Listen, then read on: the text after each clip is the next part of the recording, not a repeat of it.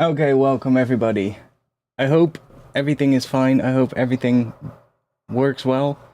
Um, Let me turn the volume of my mic down a bit. That seems a bit loud.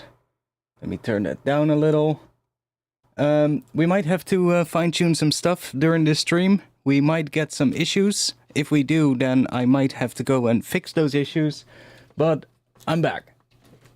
Welcome. Yeah. Long story short, my channel got hacked. You might have seen it, but I got my channel back, luckily. YouTube was pretty helpful with it. Managed to get the channel back in like a couple of days, so that was pretty good. YouTube shut it down in like, what was it, like an hour or so after they started streaming to my channel, and I lost access. And yeah, so everything sorted out. I'm still setting things up again. I installing plugins and stuff like that. I still need to go and make all the videos public and all the old live streams and all that kind of stuff. Haven't done that yet. Just quickly done a couple of ones of like the last year or so, and all the older ones are still on private. So I still need to make those public again, but I had too much stuff to do, so I didn't have time for that yet.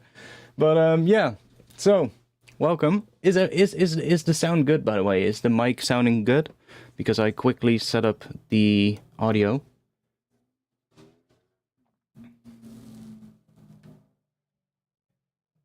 But yeah, channel got hacked. It was pretty stressful. Let's just say that. I was at work, and I already knew that something odd had happened, but I was like, we'll see what happens. I mean, it's too late to even do something about it. But I was at work, and suddenly I get like 4 emails in a row from Google. And they were all about like my security of my Google account. And I was like, fuck, I knew it, you know? I like that afternoon something had happened, and I had quickly changed all of my important passwords when that happened. But I forgot my Google account, and I also had to go to work, so it was like right when I was about to go to work. So I kind of was in a hurry as well. And then I got all these emails, and I was like, fuck. And of course I was trying to block it in some kind of a way, but like the 4 emails just came in one by one in like the span of a minute, and I was like, yeah, well, I mean, that's that then. I'll see when I come home. And I came home to like my phone buzzing like crazy, people going like, dude, your channel was hacked, all that kind of shit.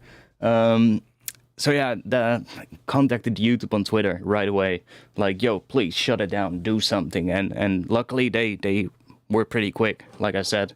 They basically just terminated the channel, because they started streaming some cryptocurrency thing, and YouTube just terminated the channel right away and then blocked my Google account so that they couldn't do anything.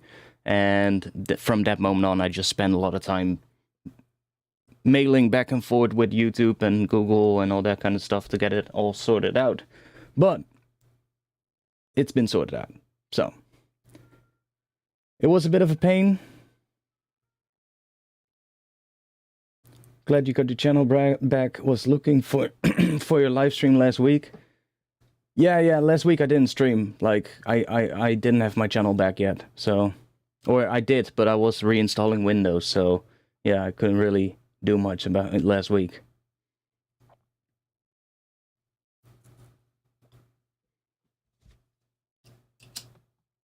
Well, the thing is, a lot of people recently have been hacked in the exact same way. A lot of channels. I know already, when I got hacked, I knew 5 channels that were hacked pretty recently, and were hacked in what seemed like a very similar way. Now, at that point, I didn't know if they were very similar, but I got in touch with some of these people and asked them about it when I got hacked after it. And Like when basically when YouTube started doing something, I started, you know, looking around and I was like, wait, didn't that guy also got hacked? Didn't that one also got hacked? And I started messaging them and asking them like, could you maybe, you know, tell me how it happened, because I have an idea. And it was the exact same way. Now, some of these channels are actually really big, like a couple of 100,000 subs, and they are in completely different niches than what I am in.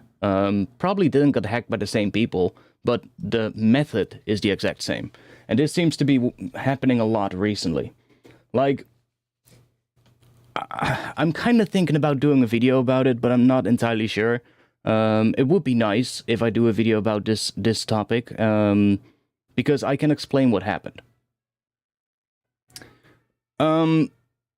As content creators, especially content creators in a digital field, so like music production or graphic design or video games, stuff like that, you get sent digital files a lot. Like, right, if there's like a new VST plugin coming out, or if there is a new piece of software that you're using, or if there's a new game coming out and the company contacts you.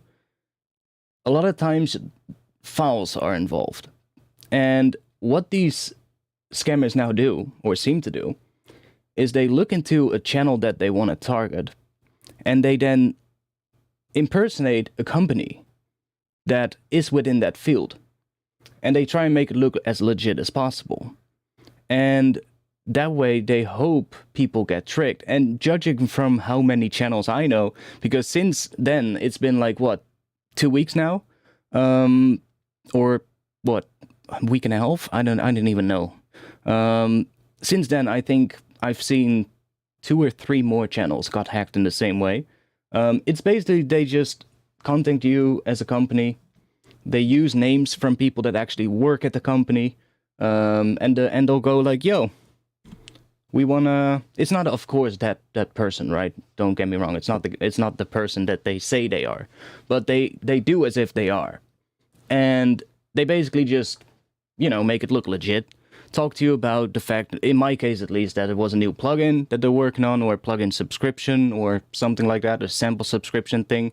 I guess something like Splice is what they were talking about, but then different thing. And they were impersonating a company, now a pretty well-known company as well.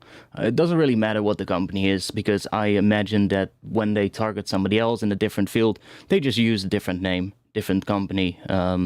You can just cater that to a YouTube channel, basically. And because, to this day, it's pretty common when I'm dealing with actual legit companies, like actual companies for plugins and stuff like that, for them to send me a file, like an installation file. That's pretty common. Could be that they send the file, if it's a small file, in the email directly. Could also be that they send an email with a link to the installation file on a server somewhere. Sometimes they will ask you, can you make an account on our website? That's fine. And they add it to your account. That's perfect. Sometimes they will send you a serial number, and then you go to their website and register that serial number into your account. That's also great. But I would say about 50% of the time, they just send a file, or they just send a link to a file, or they just send some file sharing link where you can download the file. And that is, I think at least, part of why I also got tricked. Because that is so common, and this all looked pretty legit, I ended up downloading a file and clicking on the file, and by doing that, giving somebody access to my passwords, basically. But yeah, that is pretty common, even when you're dealing with legit companies. So it's something that I think, well, at least for now, you know, when I'm gonna get a company contacting me now about a video, even if it's a new plugin, I'll just tell them, like, hey, you can send me the installation file, but I'm not gonna install it. I'm gonna make an account on your website. You don't need to send me a link to the registration page, because you can mess with the link as a hacker, right? You can disguise something as a link, or I don't know. No, I'm smart enough to find your website, make an account, and then send you what my user account is, so that you can then add the software to my account. Even if it's an unreleased product, you can make a hidden product on your website that nobody else can see except the people that have administrator rights, and you can assign that to a user account, right? So there's no reason why it should not go that way. But sadly, it's pretty common. So, or what I mean, sadly, it's pretty common that they will just send the file. So, yeah, I kind of want to make a video about it, which would kind of be helpful as well, I guess, if I then get sent files by a company, because then I can just tell them, yo, watch this video, you know? But, yeah, after everything happened, I knew who the person was, right? Or not who it was, but I knew which user account it was that had contacted me. The communication happened through Discord, by the way, but that's pretty common. Like, I'll either be emailing with companies, or it'll be through Twitter DMs, or it'll be through Discord DMs. One of the three. It's usually one of those three. So that's not something weird that I had a communication through Discord. That's not that strange. But like, I knew which account it was on Discord. So immediately as well, after it happened, I started asking around moderators from other music production Discord servers, and we actually found a whole bunch of people that also got contacted. Some of them hadn't responded yet. Some of them did respond, but didn't do anything yet, or didn't got to the point where they asked you to download the files. And yeah, luckily I was able to make sure that these people didn't got the same thing happen to them. So that was pretty nice. But yeah, it was a painful week.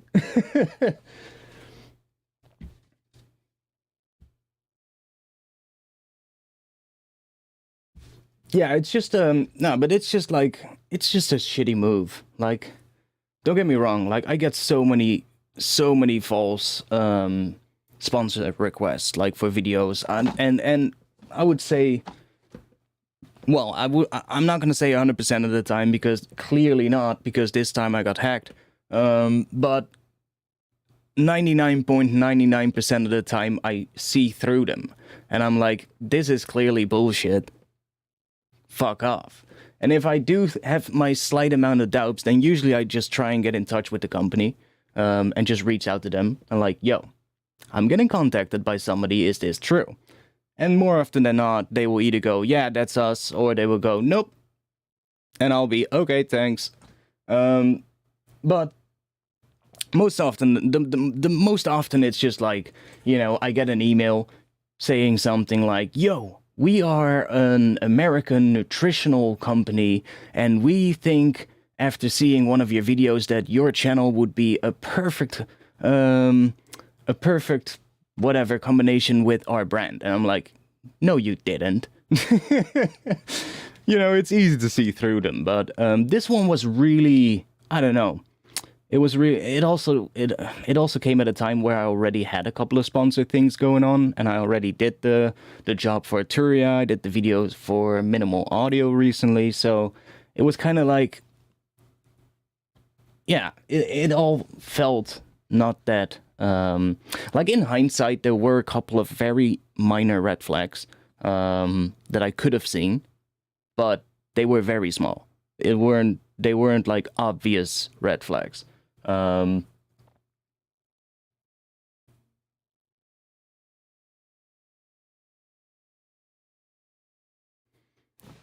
yeah, that was basically it. Now, I know exactly how it happened. It's just, it's my own fault, basically. I didn't see through something. That's basically it.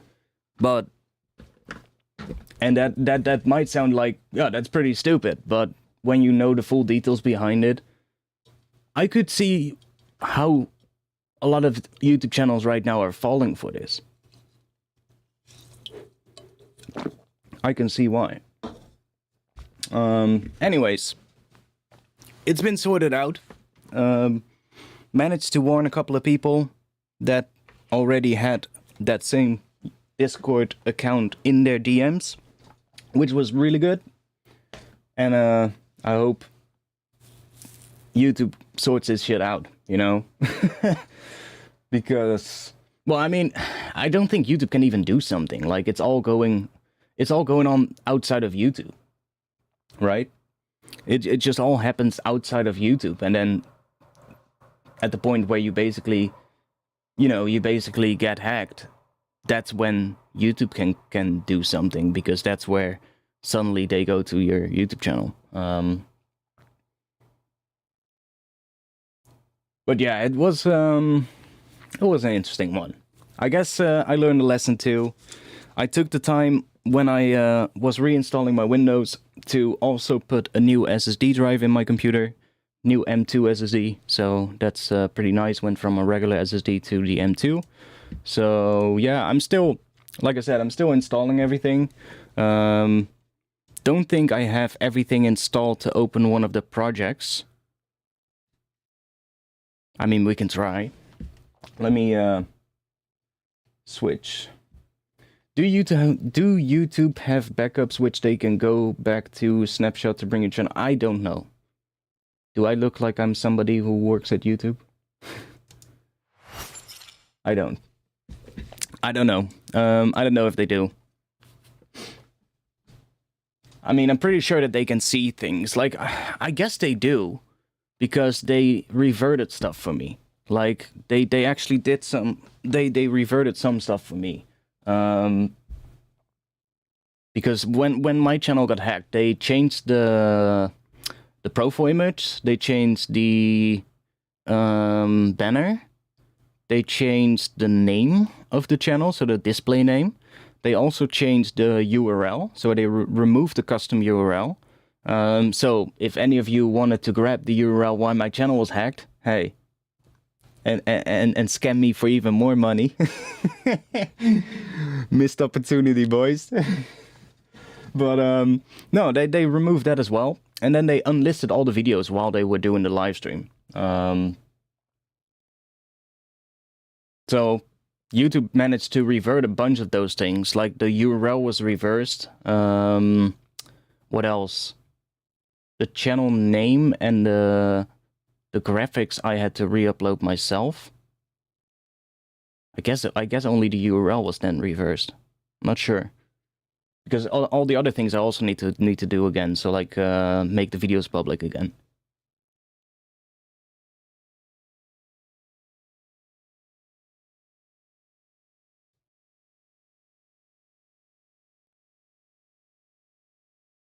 But yeah, it happens. It happens a lot. There's another channel that I know, that I watch, that I'm subscribed to. That's, I think, about 600,000-700,000 subs or something like that.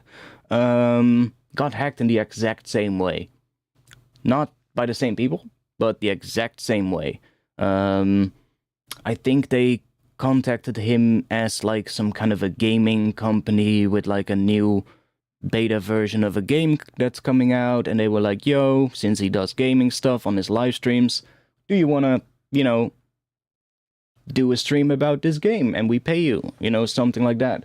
And he got hacked in the same way, and then suddenly some Korean dude was playing a slot machine scam, which involved basically him playing online slot machine games, and his viewers would donate money, and then he would then play with that money, and if he wins, then the viewer that had the donator would get the winnings, basically.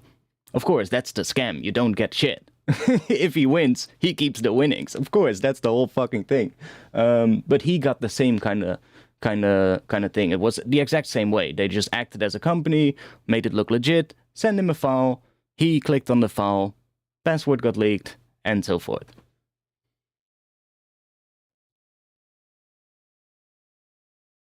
So yeah, that's what I can say to anybody who does content creation right now, is just look out for that kind of stuff, because that's how they do it.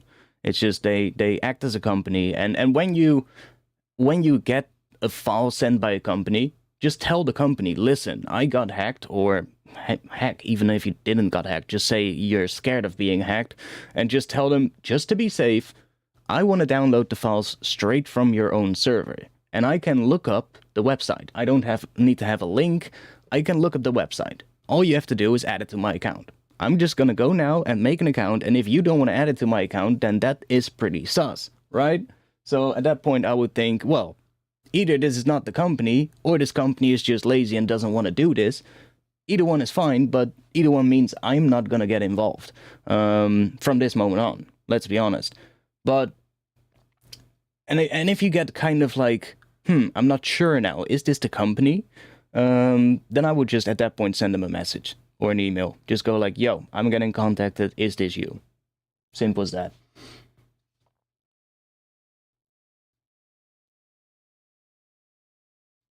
You can message me on Facebook, but that's not really gonna do much. I'm never on Facebook. I don't care about Facebook anymore. Anything related to Mark Zuckerberg's companies is just, I've completely lost touch. Dude, they removed my Instagram account for violating the terms of service after having not posted anything to my Instagram account for over a year.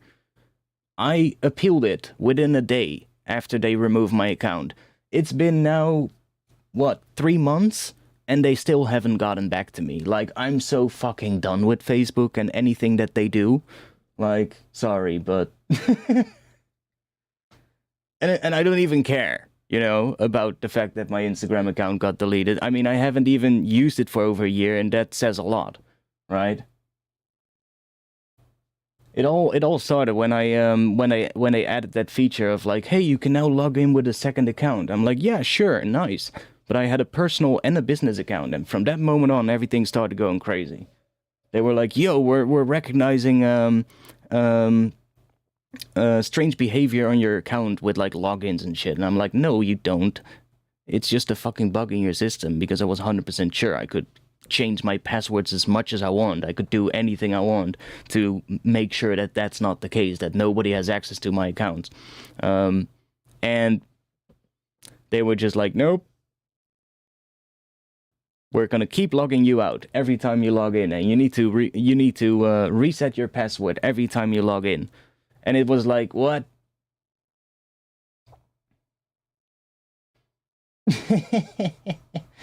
Well, if you bought into it, that's your own fault, mate.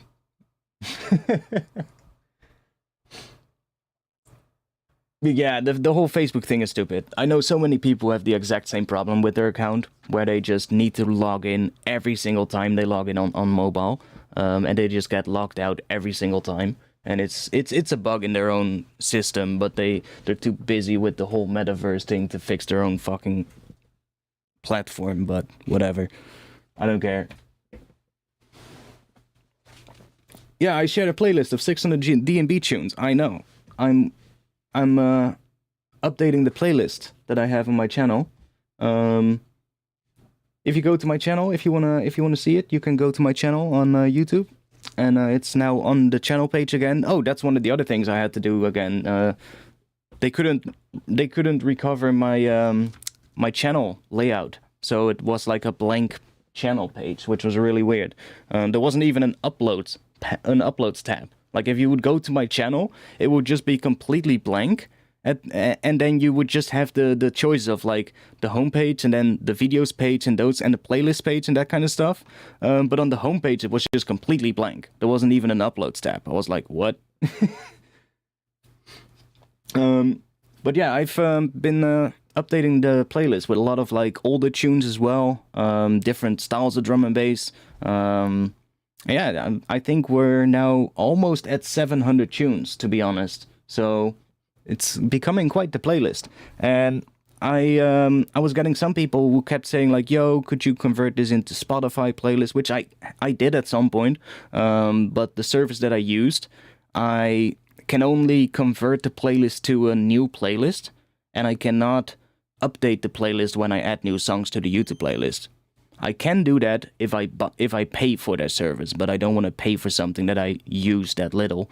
So a lot of people were like, yeah, because on YouTube, if I use it, then if I, go do something else and the YouTube tab is just minimized, then every now and then YouTube stops. And then I need to go back to the tab and click this pop-up that comes up and say, yo, do you want to keep on watching? I put a little thing. All you have to do is just download a Chrome extension. It's called YouTube Nonstop. And it's basically just, I think, like 500,000 people use it or something. It's like basically just a little plugin in Chrome that just, I think, blocks that pop-up, so that YouTube will just keep playing even when it's minimized and it won't ever stop, which is nice. And yeah, so what are your thoughts about Clap as a possible replacement for VST? Is that a joke? I've never heard of that, so I cannot really give my thoughts about it. Should we try opening a project? I'm feeling adventurous. Let's see if it works. I did do battery save on all of the projects, and I also did bounce the stems. So I haven't installed Omnisphere yet, I think. No, haven't installed Omnisphere yet because it's a long one to install. Quite a lot of work. A lot of stuff. So yeah, I'm not sure yet. I don't think we can open a lot of these projects because I think in quite a bit of them there might be an Omnisphere layer. But let's just open one up and see what happens. And if that doesn't work, then we'll just make something from scratch.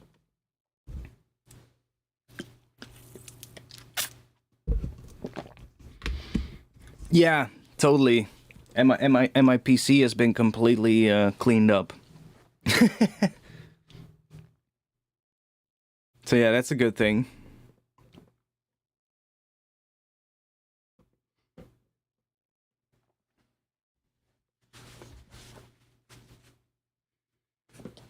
I haven't opened any of these projects yet, so not sure if it's already working or not. Like, I literally haven't done much yet in Ableton since the channel got hacked. I think I installed Ableton today actually, and then did all the plugins. Oh no, yesterday I started.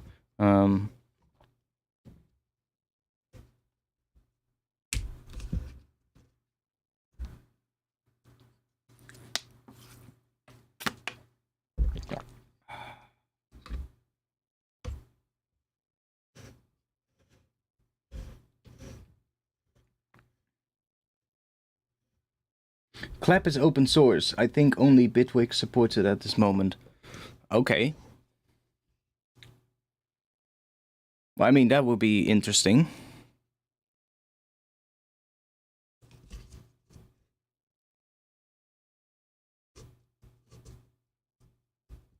What is the theme folder for? Oh, in here. Yeah, this is just a sort of like a basic setup. I would say theme is just all the musical stuff. So all like the atmosphere, all the synths, melodies, and all that kind of stuff.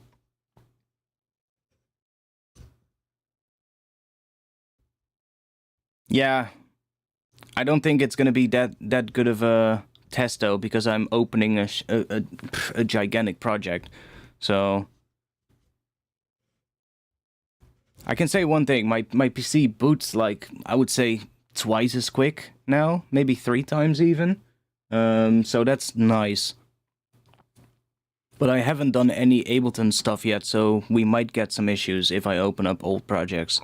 Like I said, I might be missing some plugins or some other stuff. I do think all the plugins I installed today are authorized at this point. That was another thing. Right before the stream, I was like, damn, did I authorize all the plugins that I installed? Or did I just install them? So I went through like a whole bunch of ones. I was like, oh, shit. So I think I fixed all of that.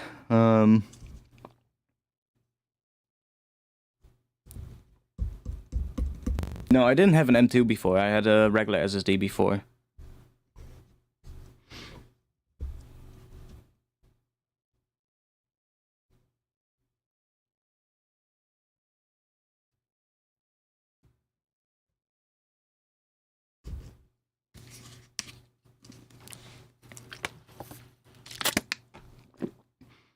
I know one plugin that doesn't work. I've for some reason cannot find my old FL Studio license, so I need to fix that. So I know one plugin that is used in this other project, or in this project that I'm opening up, is the Wave Candy plugin from ImageLine for the overlays. Don't have that one installed yet. Well, I have it installed, but it's only like a demo version, so it's gonna give like stupid audio things coming through the master every now and then, so we're not gonna use them.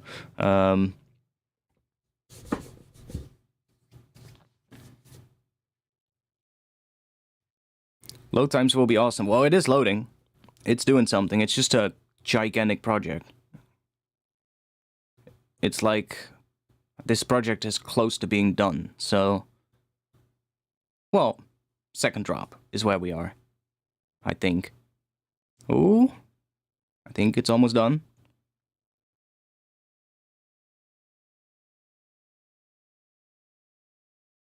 Because the little balls here stopped moving, and my cursor has changed to that.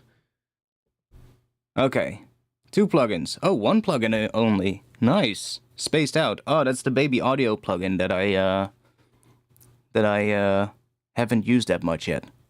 Haven't installed them. Okay, good. Yeah, see, it has all this extra audio here. So, yeah. Anyways, it seems to load fine.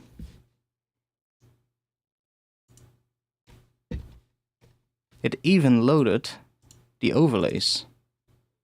But this is, I think, yeah, it's the demo. Occasional neck sounds, yeah, we don't want that. So, goodbye. We don't have time for that. Come on. Yeah, okay. And Ableton might still be a little slow because I think it's done with scanning all my folders now, so that's good. Had a lot of when I was installing plugins and like authorizing them through Ableton and checking if they worked. Ableton was lagging like crazy because of all the folders it was scanning at once, and it was scanning the user library and all the packs and all of that. I was like, damn, Ableton, come on. Anyways, seems like it loads, and the question is now, does it sound the way it needs to sound? Let's see, that looks alright.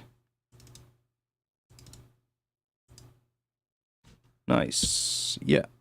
All the settings are still the same as they should. Okay, good. Looks like everything works.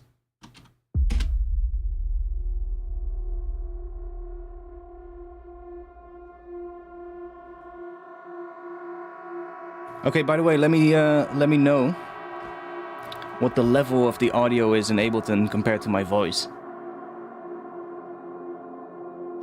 That's also something we should quickly check. Because I can boost that up a little bit if you guys want to.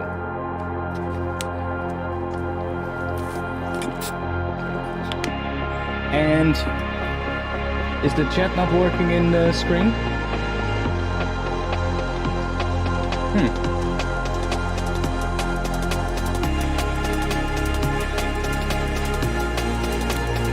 What the heck?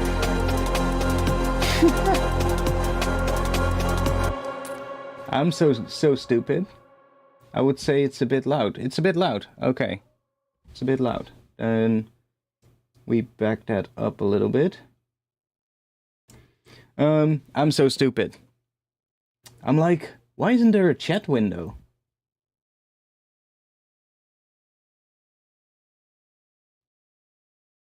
Why isn't there a chat in my screen? Well, because there's no chat source in OBS. Has it not done that for all of the ones?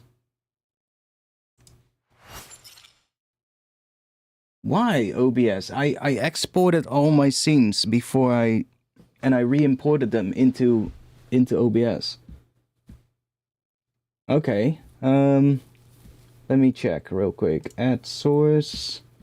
Oh wait, fuck. Let me I'm switching to this view real quick so you guys don't see anything you're not supposed to see. And I turn this mode on so I can fix it real quick. Because I need to go grab the browser source for the chat, I think. Yeah. How do I do this again? Yeah, I multi-stream. I multi-stream, but it's not that. It's just my my OBS doesn't even have a source for the chat in so I'm just quickly grabbing the embed in stream link so I can put it back into the stream. So we actually have a chat window. Let's see.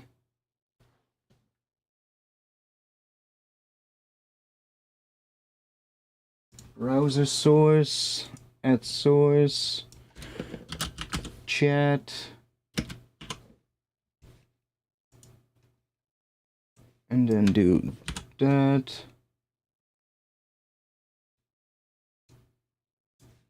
And then how big is it gonna be?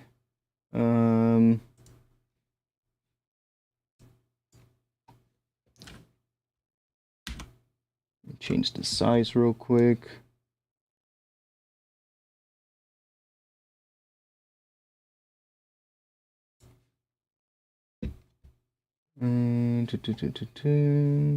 Almost there, boys. Almost there. 350? No. 400 seems about right.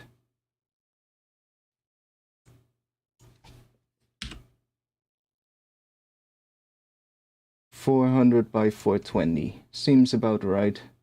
Why is it snapping to a grid? How do I turn that off? The fuck? Well, we have a chat now. I think if you guys chat now, I can see if it works. And let's do that, and then do that. So does that work? It does work. It does work. But why is this snapping? That's... You shouldn't snap. Can I move it with my mouse? Hide. I can. Nice. Move it down a bit. Put you guys somewhere around there. Needs to be a little bit less wide, I think.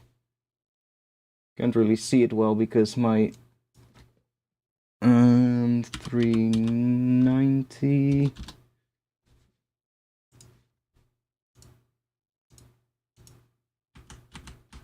The design of the whole thing is not gonna look right now though.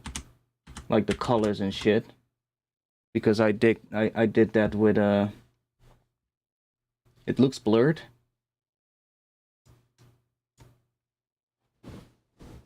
It's just a text. One moment. That's something I can fix.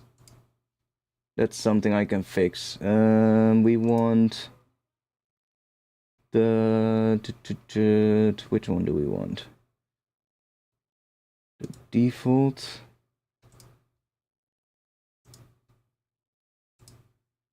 Default compact. That looks nice.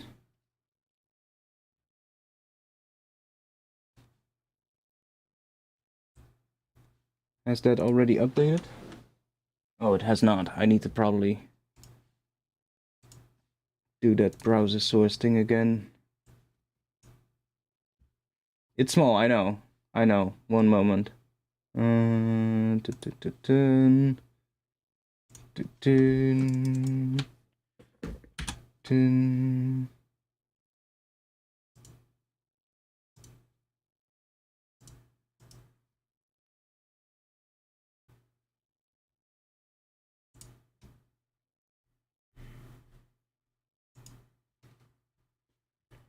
Let's make the text a bit bigger. Can I do that? Scale.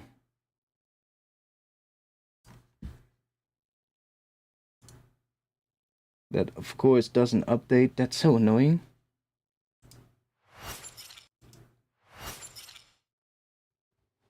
Is that bigger? Looks bigger.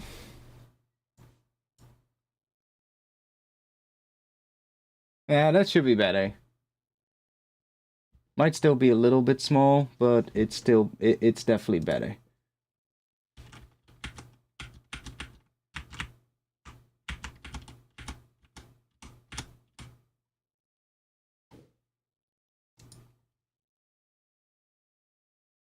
Copy. Because we also have that view.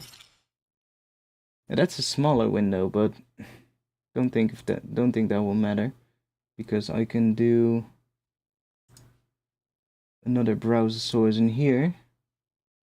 Browser source, add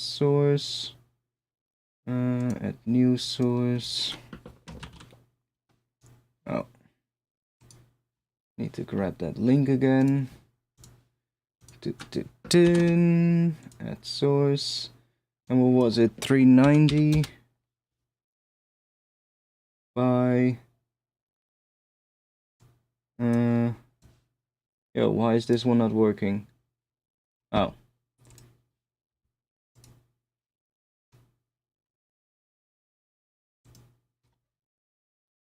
Because it didn't copy. There we go. By, what was it again? 420? Oh no, this one is different, of course. This one is less high.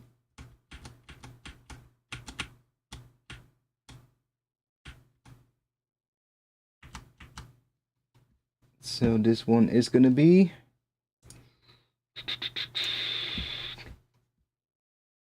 Hey, I told you guys this was gonna be a scuffed stream.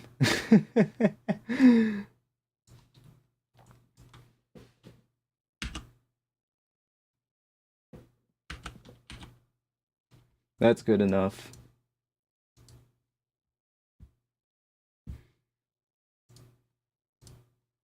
That's good enough, yeah.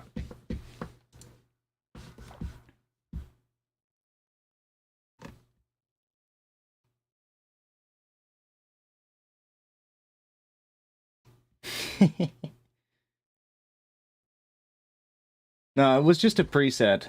There's a preset for like the chat, how it looks. It has a couple of different presets, and the one that it has by default is like some modern gamerish looking look, and it's like barely readable. I don't even when I see people streaming and they have that font as well in the chat, I'm like, dude, I need to squint my eyes like crazy to read it.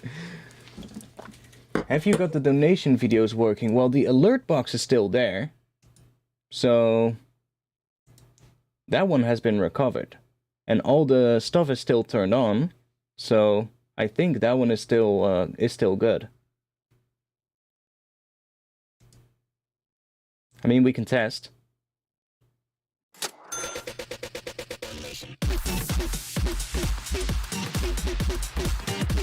Seems like it's working.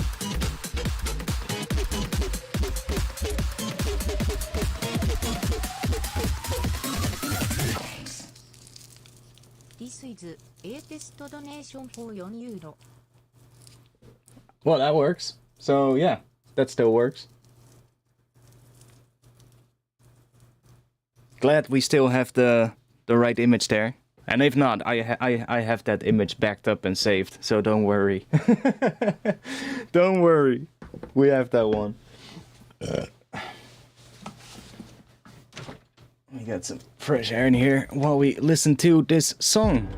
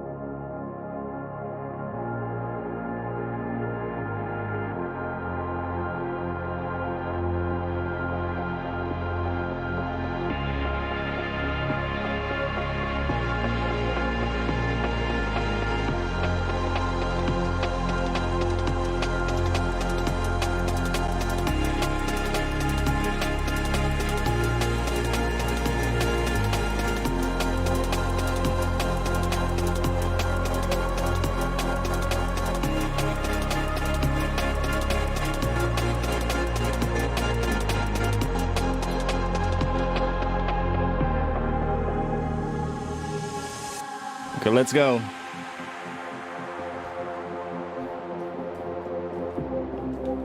So far, I think everything is still there.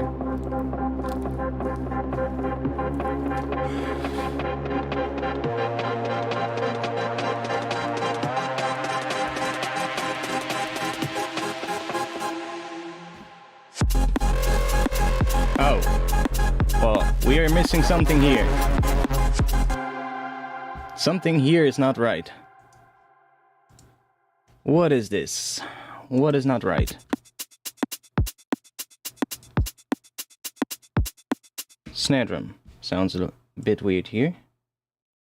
I mean, in general, the drums sound a bit weird here. What is with the snare? What's with you? Ah! That's what we're missing. Okay, moment. Let me fix that. I have those saved. I have those backed up. Let me open up my Explorer and grab these samples real quick because they were in a Patreon pack. Which one? Let's see. Patreon sample packs, I think. Was it the second one? No. Was it the third one? Yes.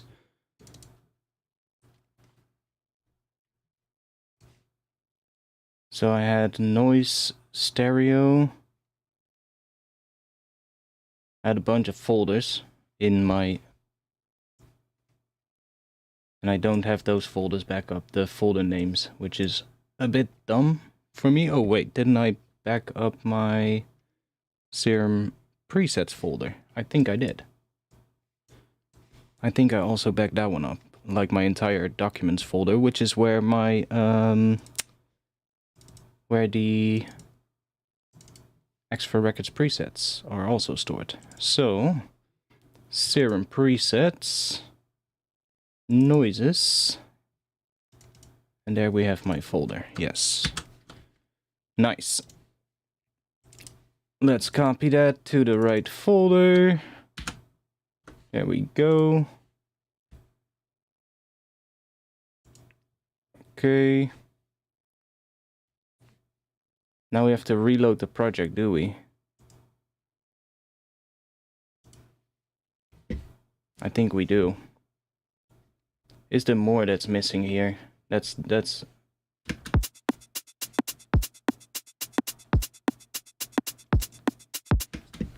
I think it's more of those noises, yeah.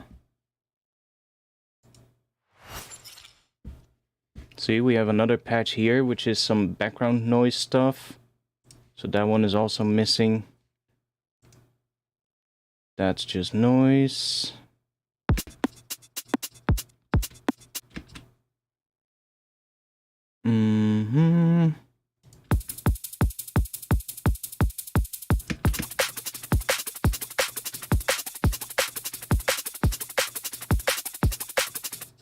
That definitely sounds better already if there's more noise on that transient. The transient sounds fine, actually. It's still the same. This one, though, also sounded different, I think. Oh, no. Or does it?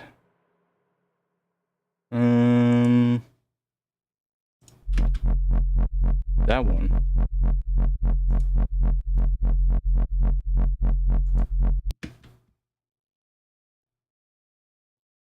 Was that one even turned on?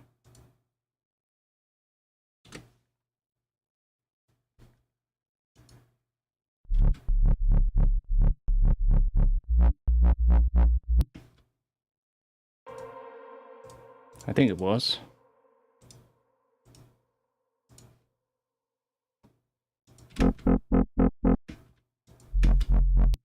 I mean, I can check it in the stems folder. This is the last version, version 7, and then track main noise bass. Where is that? Track main noise bass.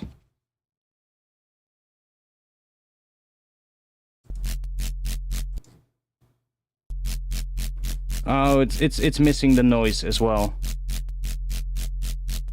And because it's missing the noise, all the distortion is creating these weird overtones that it wouldn't create if there was noise. Okay, good. So that's one that we then also fixed, because that's probably the same, same thing. The noise in the serum patch, so that's fixed. Then we have this. That sounds good. I think the rest is good. I think I now just have to reload the project.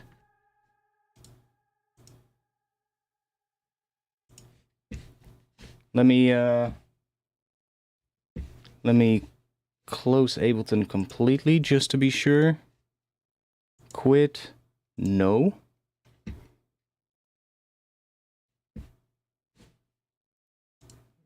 Let me quickly do that as well. Not sure what's behind it. Not my browser. No. Luckily not. So Restream is also saying check your encoder settings. Keyframe interval is 1.399 while it should be 2. Okay. Let's go into Streamlabs. I don't think I can change that during a stream, but I can fix it afterwards. Stream output. Output. Keyframe interval. Set to 2. What are you talking about, Restream? It's set to 2. Well, whatever. Seems to work. You guys are not saying that there's any weird issues with the video lagging or shit, so don't think that's a problem.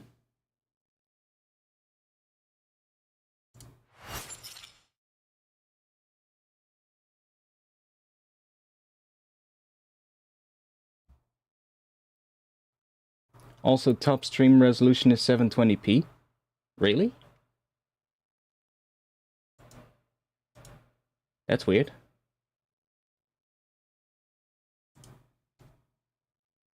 Output. Rescale. No, it's not set to rescale.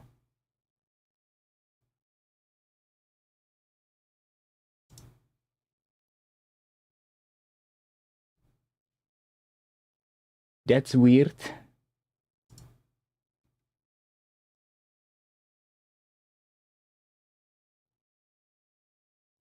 That's weird. I don't know why. I'll have to look into that after the stream, I guess.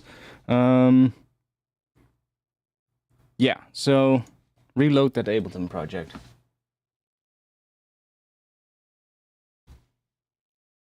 Oh, you got distortion? Yeah, I'm still then that distortion should now be gone. I'm still working on the settings of the motor. It's still not working exactly right. There's probably still I think there's probably still some kind of a power saving option turned on somewhere, like hidden deep in the Windows settings. I know there's some power saving settings, like other than the ones in your power plan. There's like some more settings somewhere, and could be that there's maybe some USB power setting or something that is still doing. I turned some stuff off. Let's close those down. We don't need that. I turned some stuff off already, but I don't think all of it has been turned off. Okay. Let's reload that project.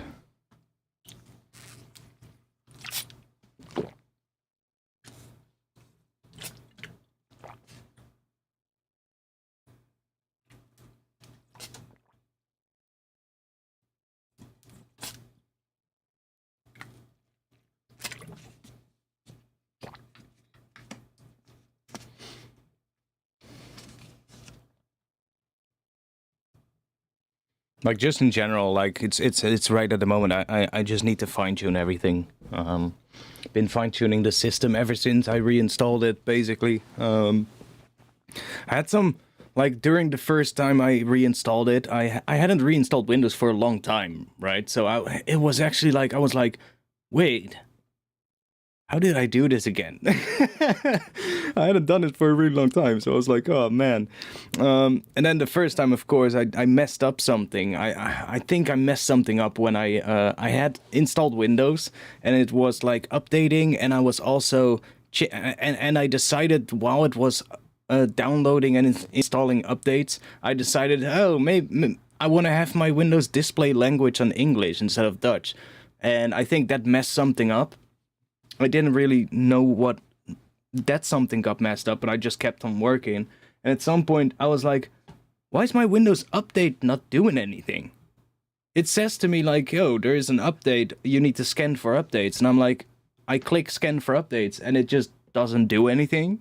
It just keeps scanning. And I'm like, what's with that? And I'm like, tried so many things. I looked all over the internet. I was like, what the hell? And I couldn't figure it out.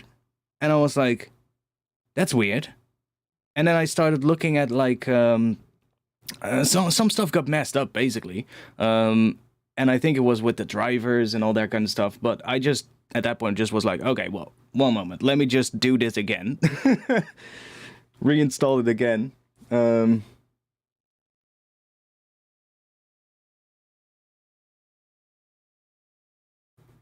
OBS chat is overlapped at the top of the video? What? Where? What are you talking about? It's not.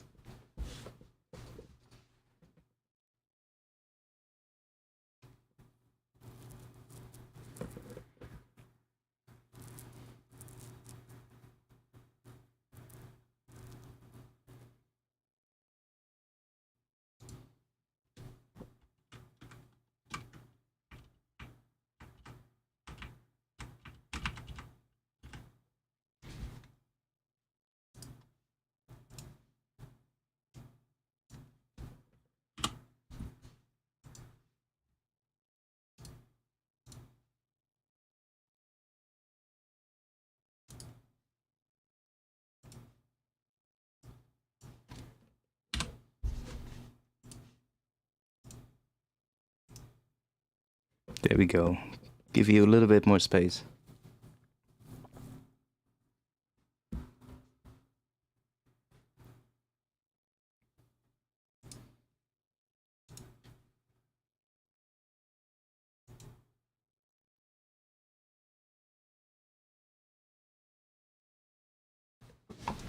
What?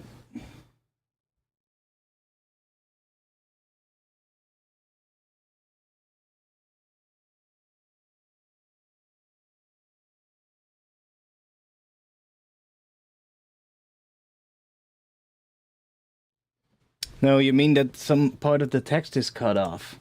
Yeah, that's just because my whole design settings are also changed. They're basically back to default. So if there's like a little piece of text that is cut off at the bottom of the chat, that is just because the chat window stops there. And I fixed that back in the day by just changing the distance between the individual lines in the chat. So the white space in between the lines, you can change that. That's the line space. And if you change the line space, which is just CSS values, you can play around with that so that the bottom line ends up in a position so that you don't get like a line that's halfway cut off through the letters. But I have to I have to play around with that. I don't even know if I have that file backed up. I don't think I do. So I'll have to redo my CSS settings for that. Maybe it's somewhere in my other external hard drives that I haven't connected yet. Could be that.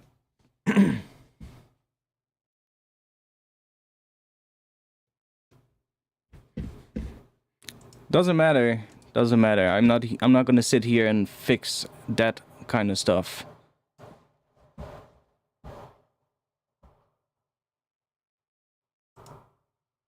Yeah, I see what you see. It looks perfectly fine.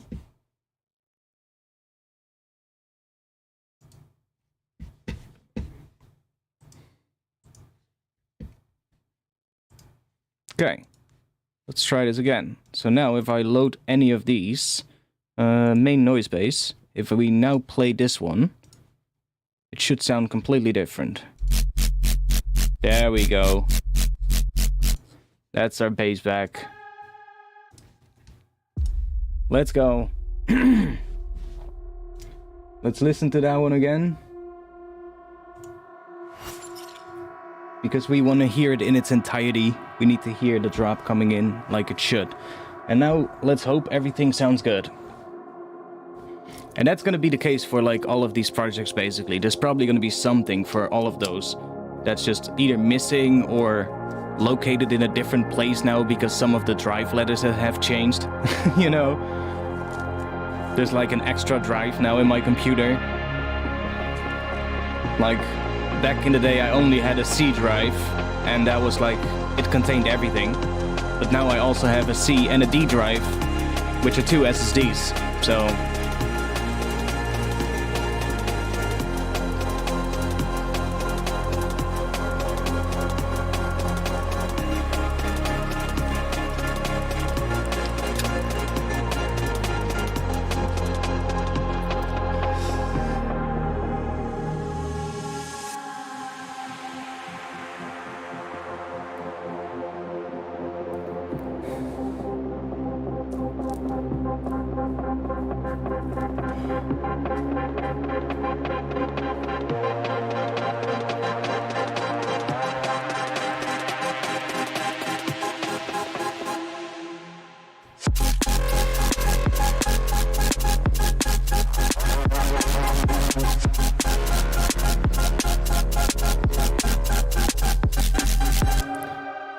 We have another problem. Houston, we have another issue. It's in this one. And it's the MPE is not working. Either in Vital it's turned off, it's enabled here. Then we are just gonna go and do this. And then do that.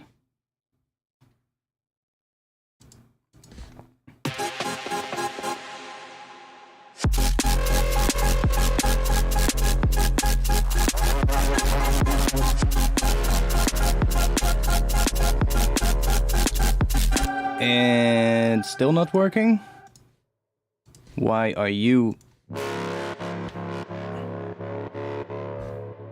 Why are you not working? Well, then we're gonna go in here and we're gonna do that and then do that. And then now. Now it works.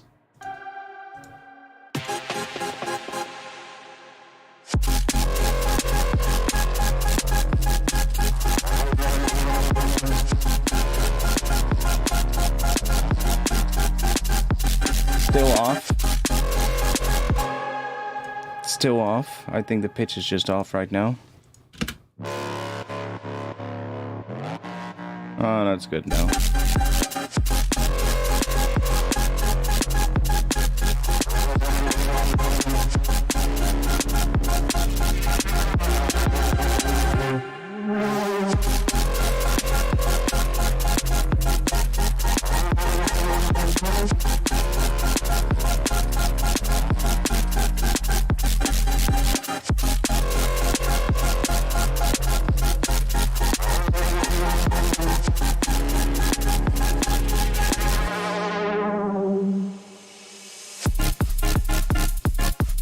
Oh, yes. This part.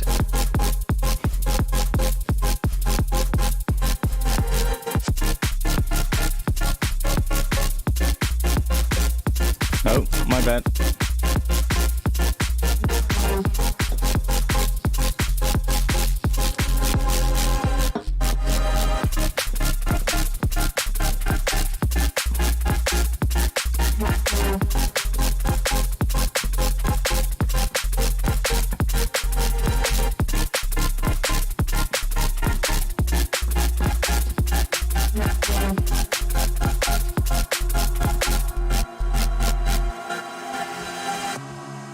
It needs more percussion, that's for sure. Well, that's basically where we are.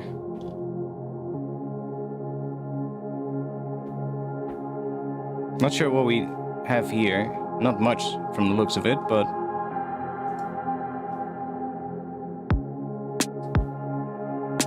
Ooh.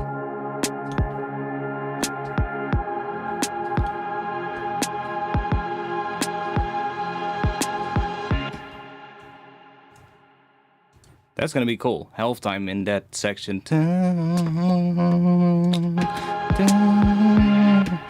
And then maybe even here already cut it out again so that you get like...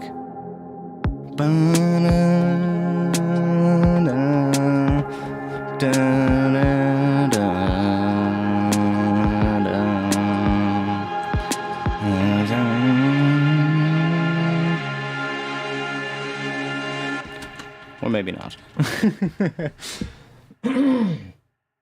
I'm a fan of the solo shaker, yeah. I mean, the drums are weird.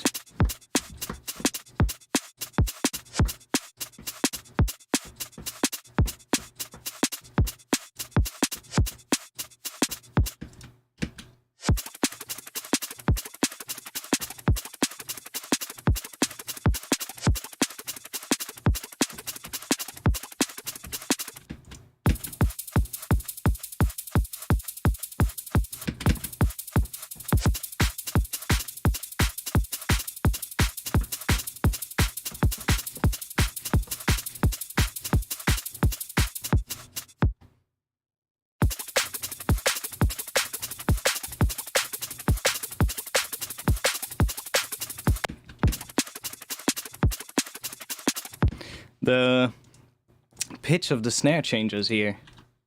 Yeah. I'm changing the octave of the snare drum.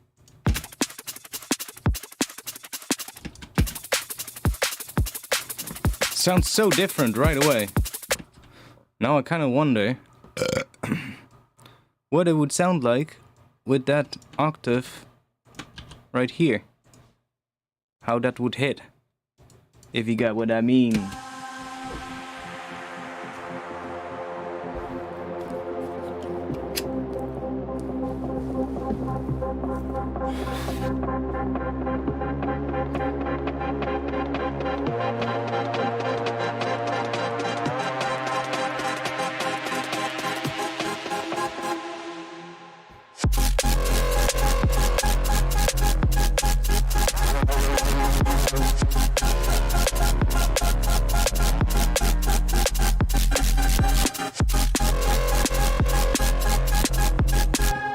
I think this better. In this section though.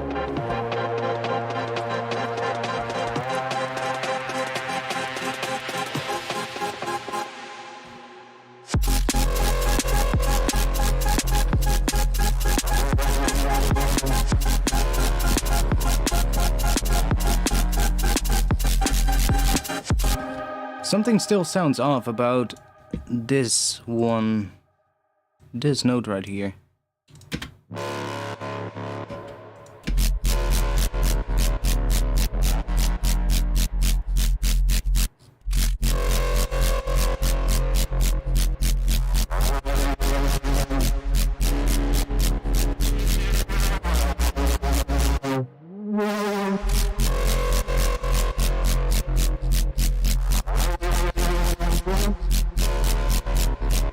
Yeah, about the start of that sounds... No, it sounds alright, it's just a little weird.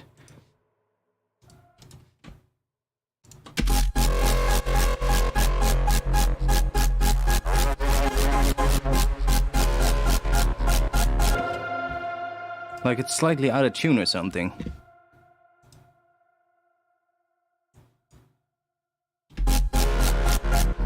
Yeah, that sounded better.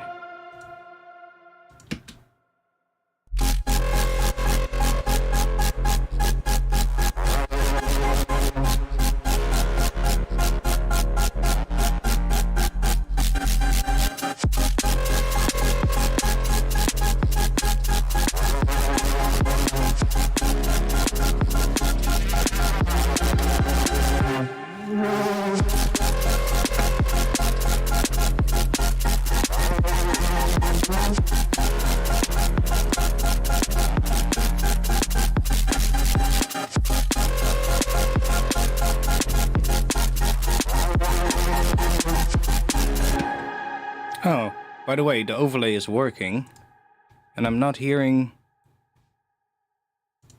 any noises. Or is it me? Occasional neck sound. Where is that then? I'm not hearing anything.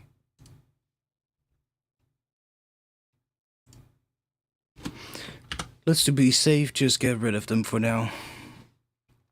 We don't have to see them.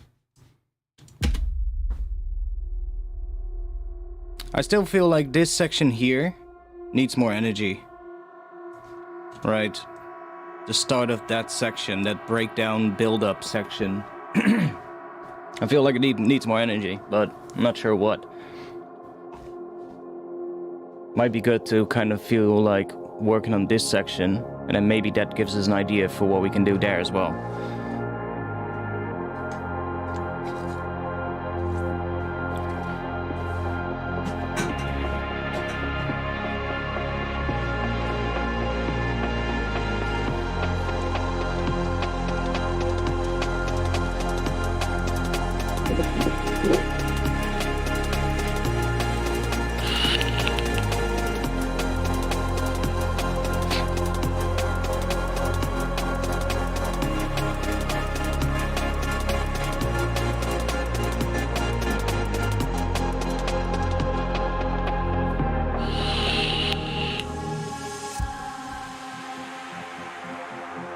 See what I mean?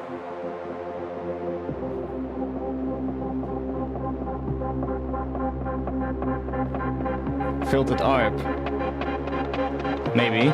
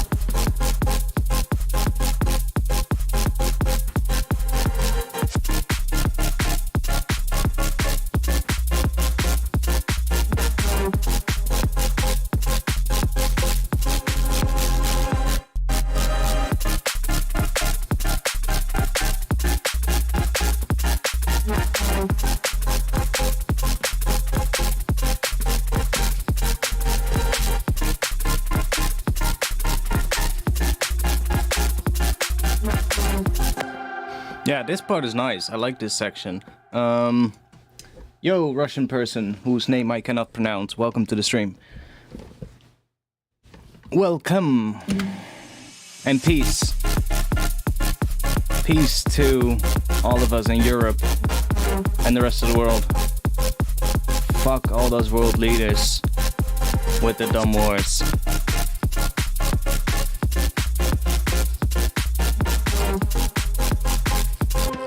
Need some bass? Well, I mean, we have this one, but it's going to, yeah, it's doing some stuff which might, like it's going to a C sharp here.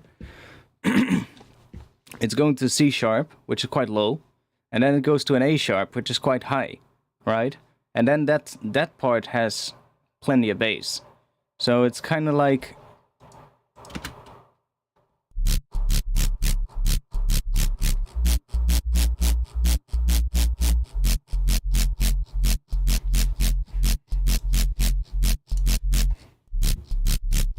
but we could play around with it here.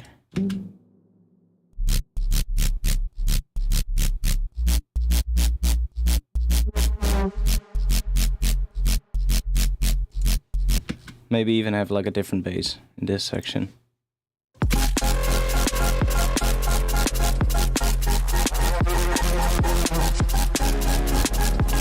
But I'll figure that out later. like it.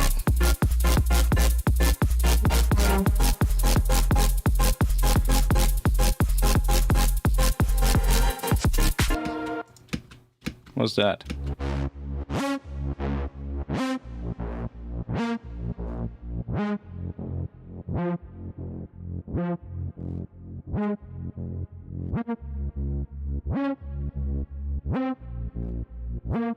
Ooh.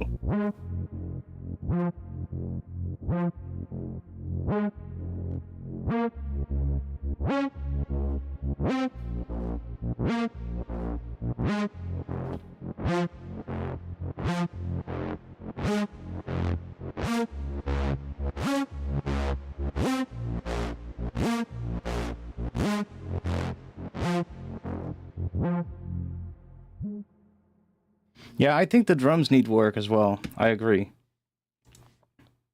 I'm just a little bit not sure what kind of drums it needs. I think it needs quite digital drums. I don't think we need very sample-based drums, but we can try.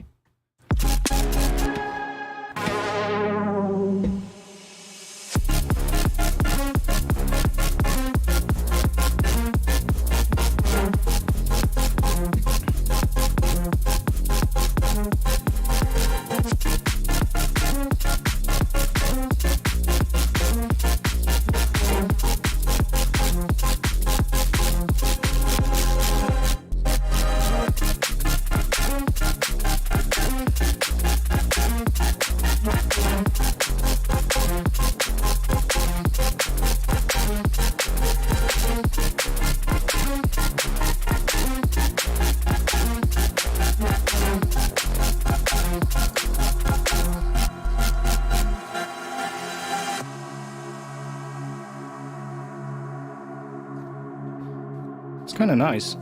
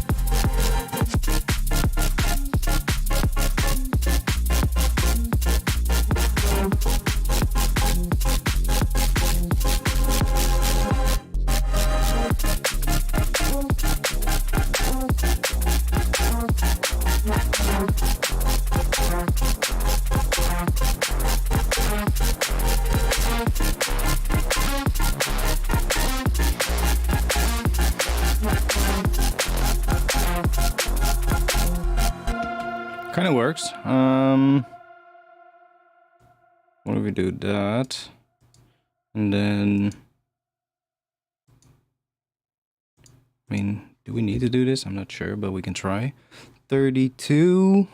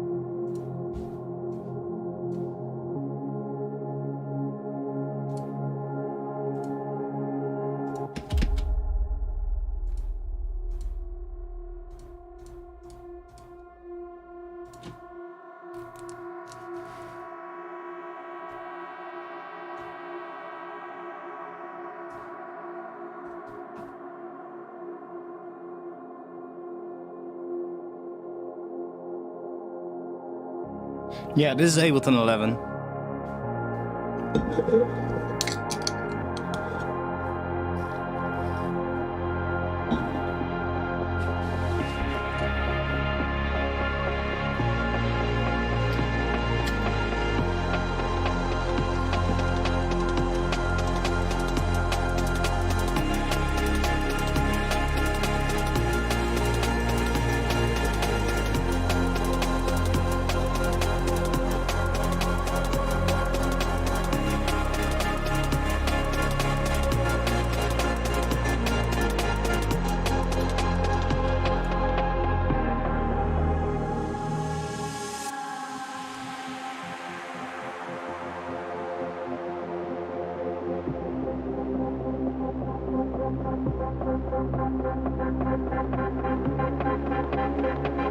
It's running pretty hard into the limit already.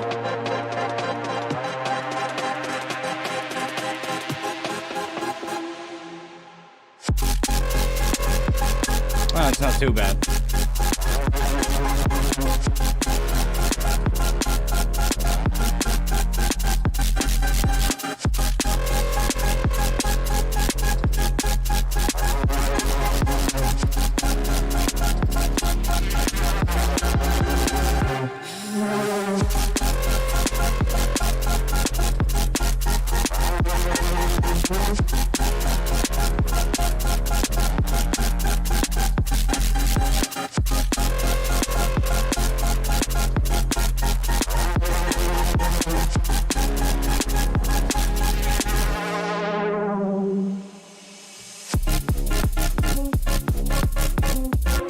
I don't like it. I don't like it. Where is it? Where is it? Go away. You. Go away. When I hear it coming in after this, I don't like it.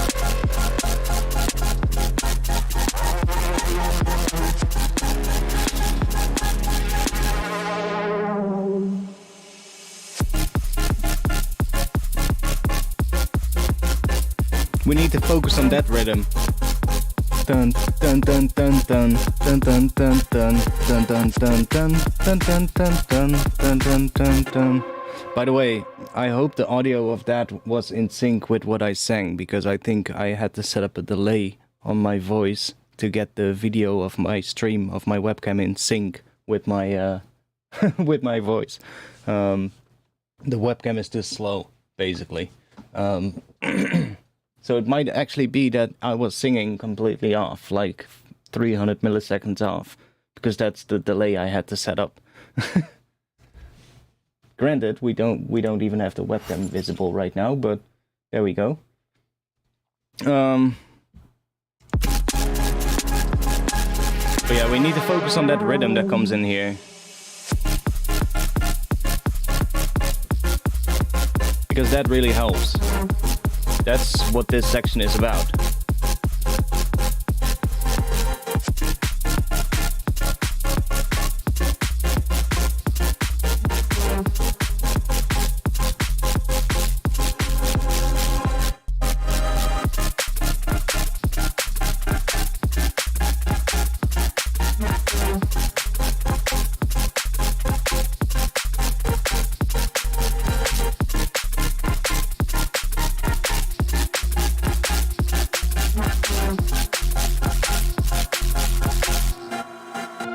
Ah, that's the noise.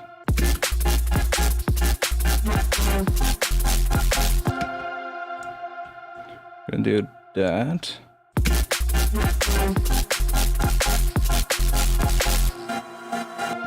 Wait, it was actually in sync? That's interesting though, because I set up a delay in the in Streamlabs on my mic channel. On my mic audio channel, so it delays the mic audio channel with 300 milliseconds. So I'm not sure why the audio then would be... Oh, that's weird. Maybe I'm just so off in real life that it actually brought me in sync.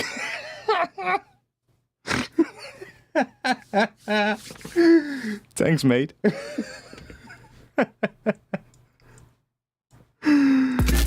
Hilarious.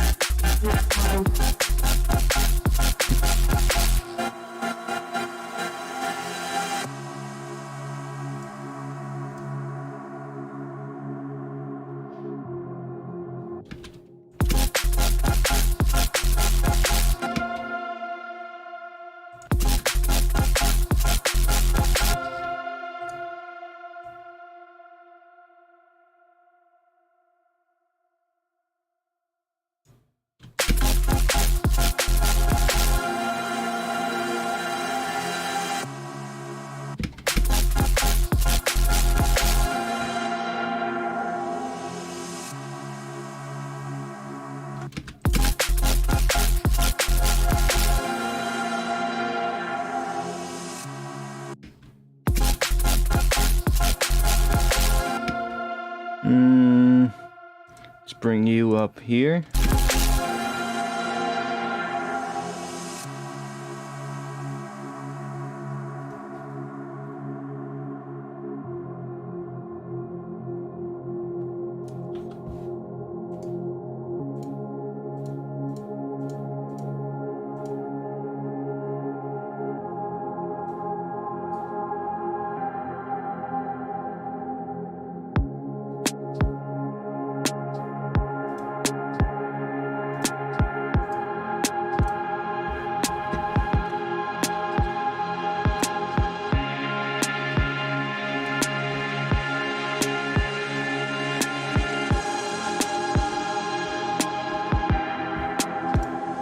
Don't like this rise here. Dun, dun, dun. Oh, there's no automation on that? Is that all done in Vital? Ah, I've just used a slow LFO. Okay, that works too.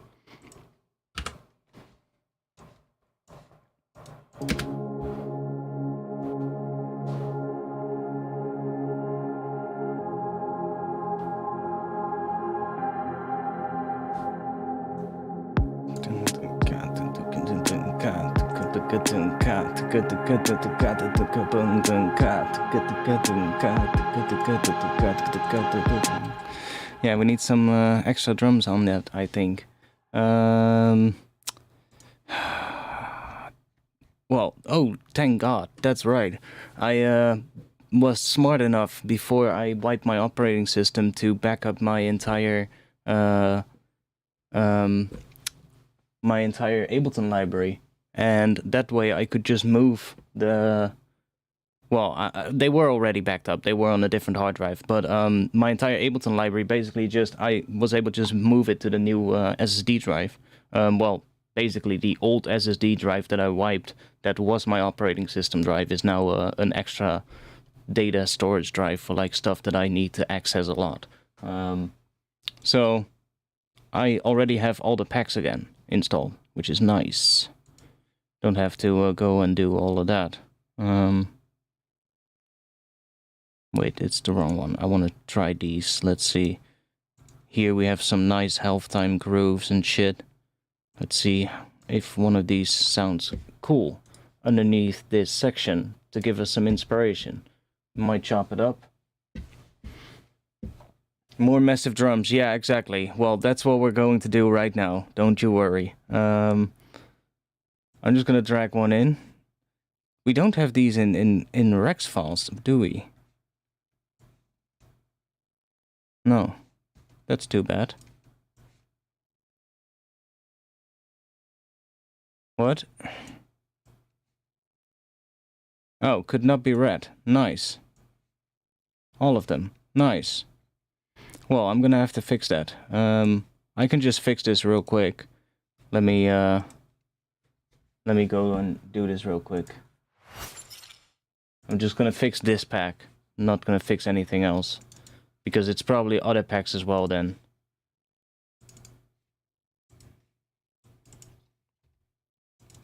Might have not worked that well. Let's see, factory packs, matter beats. Let me just get rid of that one here. So that gets rid of it. Not sure if that already updates in Ableton.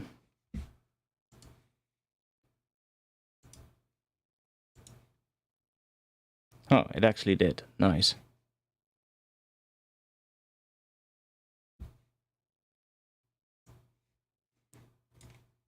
And then let's go and do updates. Why are you not listed here? God fucking damn it. Aren't these just samples anyway? I know what I'm gonna do. I know what I'm gonna do. Let's put that thing back. Oh no, wait, the sample was corrupt.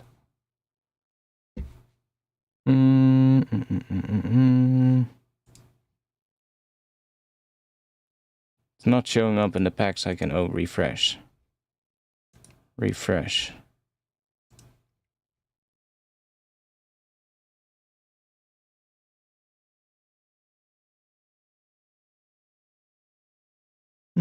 Weird.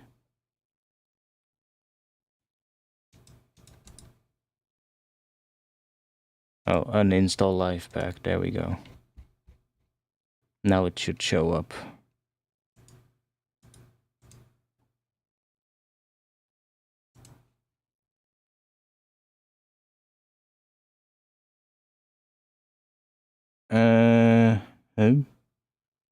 Still doesn't.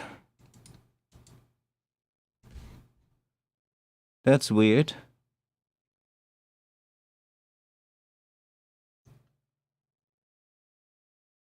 Well, I had an idea for drums that I could use, but no, we can't.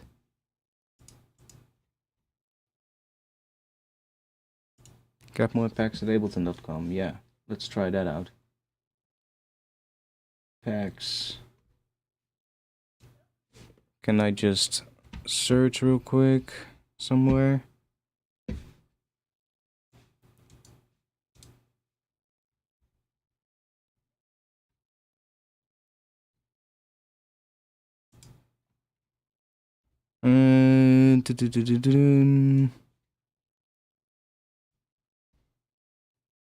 Wait, huh?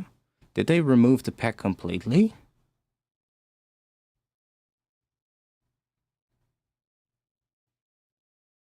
Packs. They didn't, right? Sounds. Why don't you just have a nice... Oh, genre and instruments. There we go. Let me check real quick. Drums.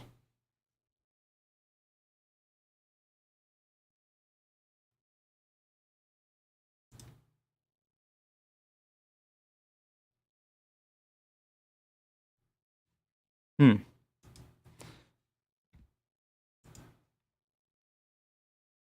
is still there. So maybe I just have to restart Ableton. Let me save this on a new project name. You guys don't see this, I know, but don't bear with me. Let's just do version 8. And reload Ableton real quick.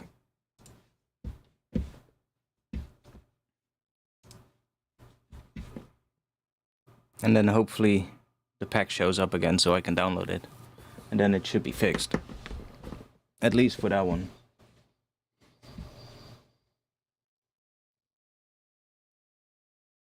By the way, I made myself a new nice desktop. Look at how fucking clean my desktop looks now. You guys seen the crashes every now and then on the streams, and the desktop looked like an absolute mess. Looks clean now. Looks really nice.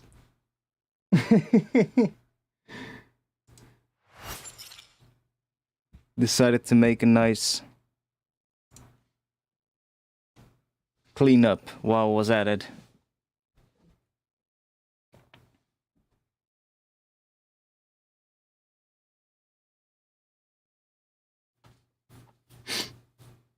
Discovered a whole bunch of things.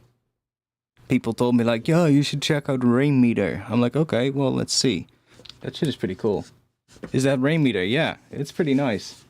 I still want to customize the font of that thing, of that clock, that red color thing that you can't see right now. Like that red right when I do that, of course.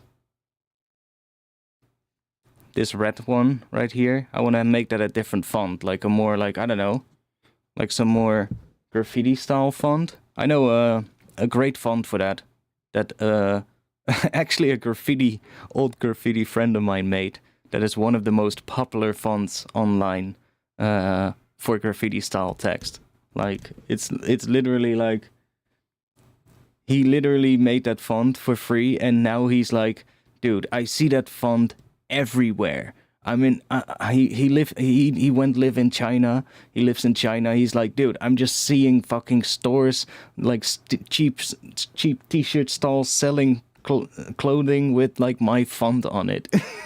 And it's like the font is just like free for personal use or something, and it's just like, yeah, I should have made that a paid font. I would have been rich at that point, he said, and I'm like, yeah, you probably would. Yeah, I've also been playing around with Wallpaper Engine, which I kind of like, to be honest. Like in general, just my whole thing is now pretty cool. Like if I click the volume icon down here, I get this. Look at that, how nice. Doesn't even look like not sure why there's two Discord things, but oh, that's probably input and output.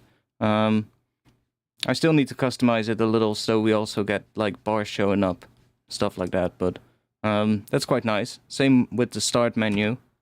It's like turned to that. It's pretty cool. Kind of like it. And but yeah, wallpaper engine is also pretty cool.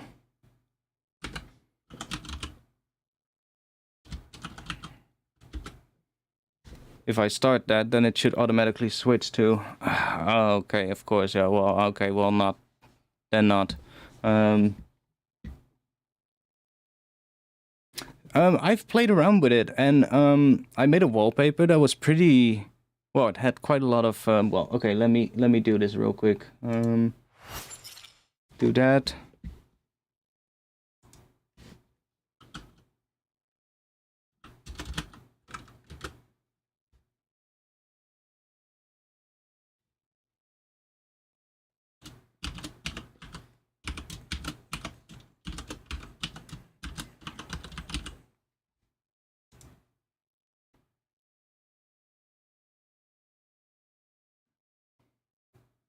Okay.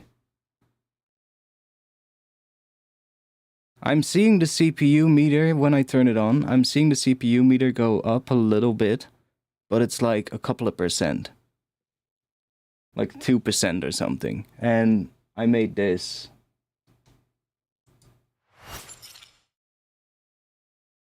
I made this one, which I kind of like. Turned out pretty good.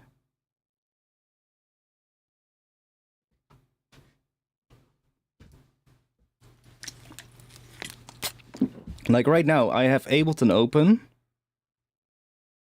No projects loaded though, but I have Ableton open. I'm streaming. And I have this open and rain meter on top. And the CPU is hovering at 16, 13, 15, 17, 16, 12, 11. So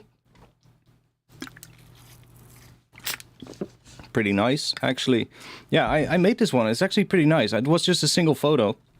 I just cut it out in Photoshop. I brought my Photoshop skills to use a little bit. I cut it out in a couple of different layers. So around this little statue thing, and then up to, I think, the bottom of these steps, and then going up here to around this thing. So that is a layer. And then I have a second one that is sort of like behind that, following this tree, going up to about here, following this entire thing here, and then going around that, following this tree, I think, and that tree. And then I have another background layer. There's 4 layers in total that I cut out, and that way I could animate all of them. So these trees are all moving a little bit, but they're not changing this tree and that tree in front of it. So it looks like it's actually moving behind that tree. And same thing with some of these leaves. Like they go behind the statue, and some of them go in front of it. And the same here, some of the leaves go behind this, and some of them won't go in front of it. And same with this fog coming in. Some of it goes behind the tree, some of it goes in front of it. So it looks a little bit more realistic. And these rays as well. There's like, I think there's like 5 or 6 different layers of fog in total. And there's like 3 different layers of rays coming in and all of that kind of stuff. So it's pretty, there's quite a lot of stuff happening. And like my CPU is now settling around, 13, 15% with like Ableton open as well. And I'm streaming from the same computer. So that's pretty fine.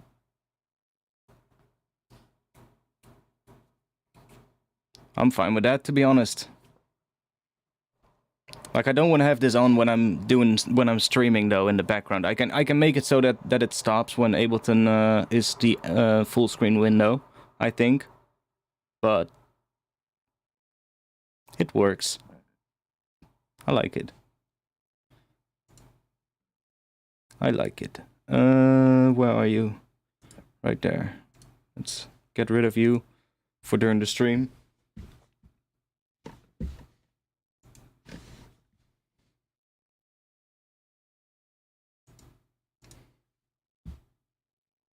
Okay, let's see. 6 available packs and 13 updates. That's so weird. Why would it not be there? Refresh. 6 available packs. 13 updates. That's so strange. Yeah, it's not here either, so now it just doesn't show up.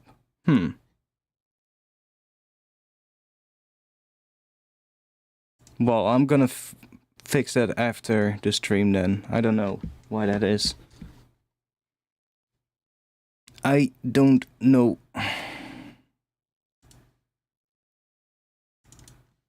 Let's load the project. Yeah, it's obviously going to be more CPU intensive than just a static photo. Yeah.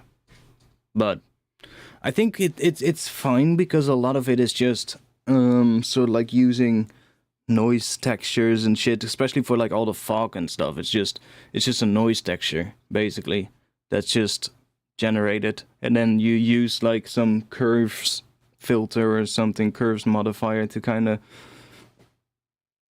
make it so it cuts out certain areas of it, and then just, I guess, blur that or something. I don't know. I don't know exactly how it works, but it's kind of fun to make.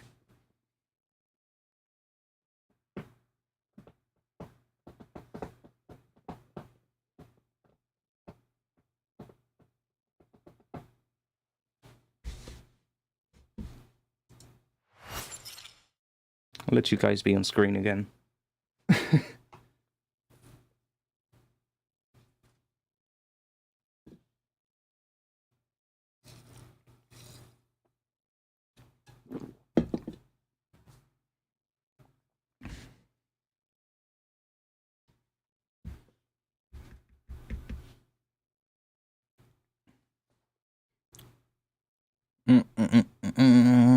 Gonna load that big project again.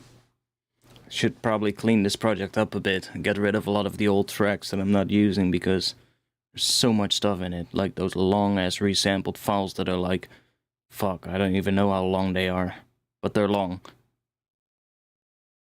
There's a couple of them in there. Might actually have to go and look at them, see what they are. Might find some good sounds that we can use.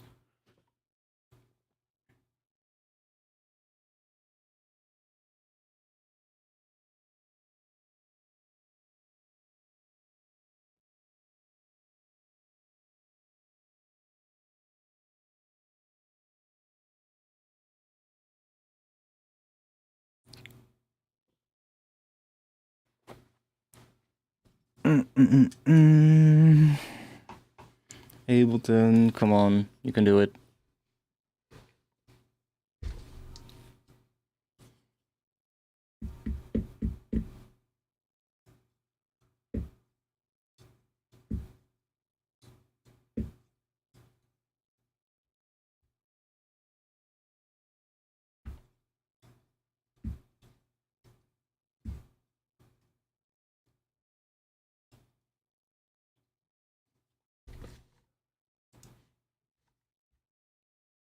Not sure where that plugin is used. I haven't seen it yet. It's all just vintage verb, so I'm not sure where that plugin is used, but we'll come across it at some point.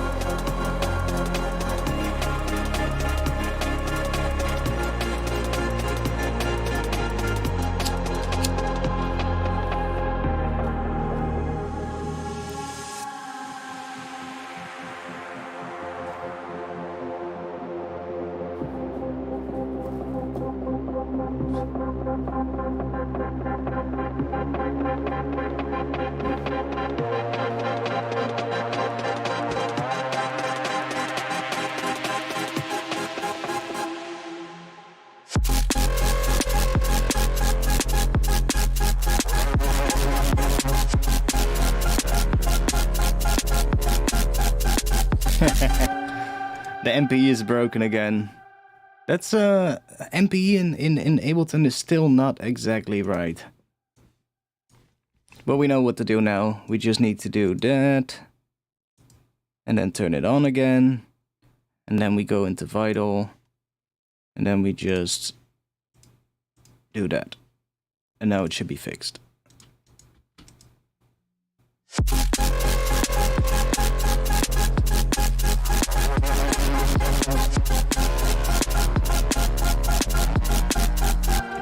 Still sounds fucking weird to me, this one. By the way, does my MIDI controller already work?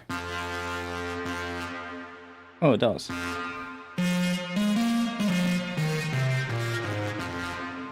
Nice.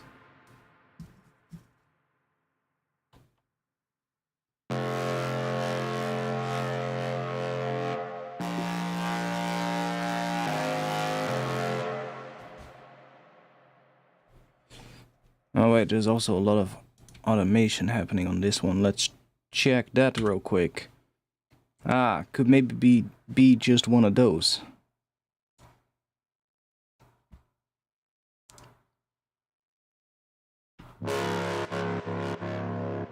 I mean, that sounds good.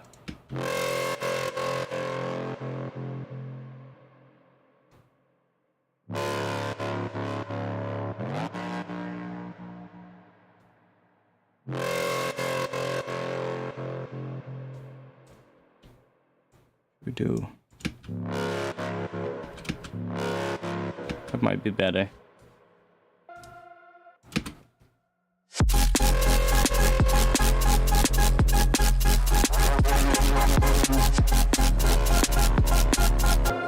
Yeah, it sounds like it's a little out of tune. Or is it me? We have something transposing though.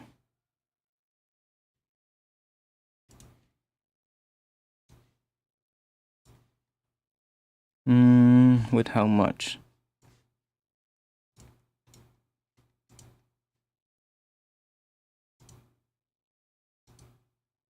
12.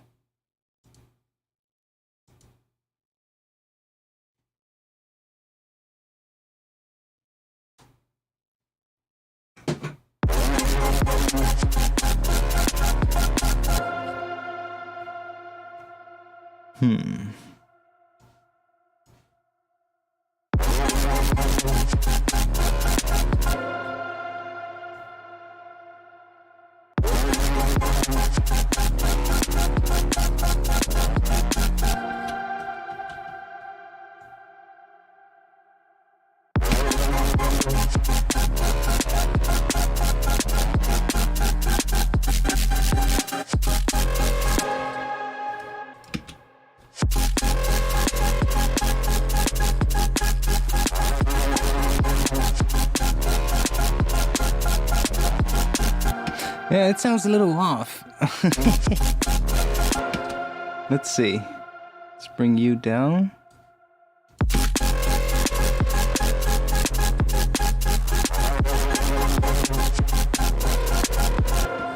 Oh no, that needs to go up. That's because this one goes down an octave here, this note, or down a lot.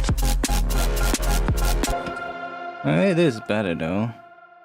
Let's try maybe that one.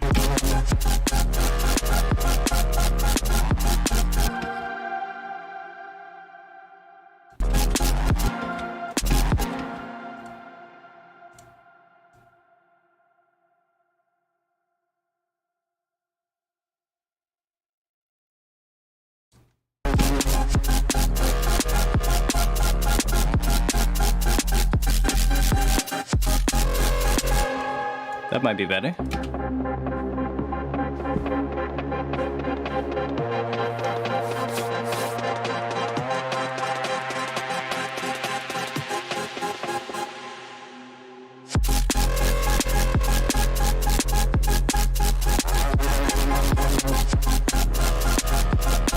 Ah, it's also a little weird. What? What is going on here? How do you switch again to that other view? Oh, like that. There's nothing happening here in terms of the pitch. Also not there. I mean, we can pitch it. just in an opposite direction of something, see what happens. Let's just... So... Let's just...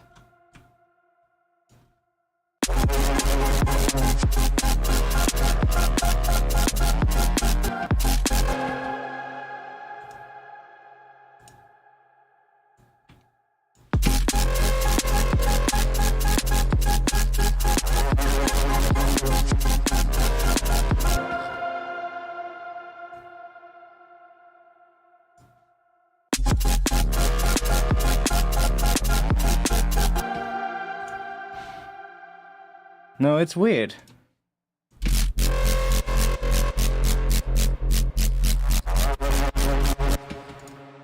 We're hearing it with the sidechain now, but let's turn it off.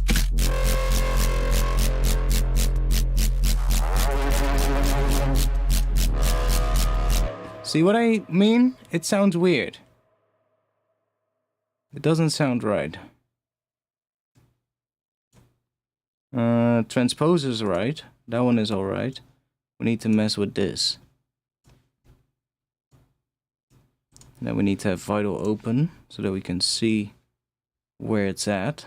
I'm just gonna put it like that so that you guys can see it as well.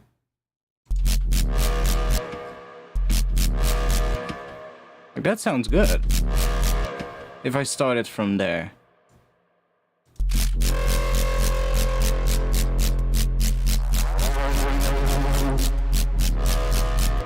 But then it sounds different. Do you hear that?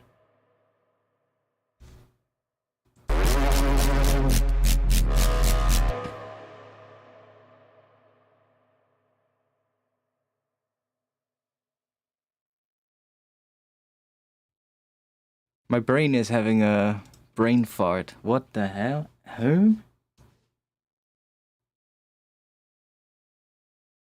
Starting from the point where it sounds good. Yeah, do you hear it? It sounds good here. But why is this?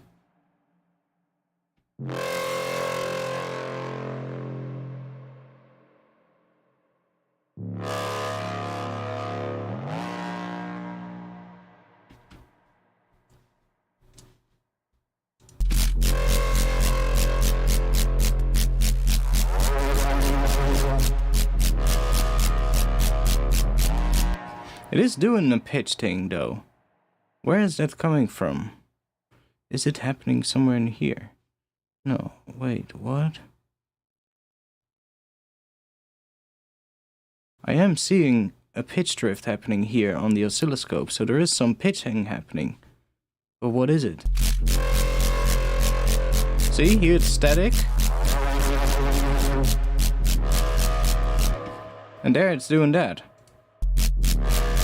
And if I play it from there, see, it's static, so something is happening that is making it drift in pitch. Huh? Phase is moving. Yeah, but where is it coming from? That's the question, matrix.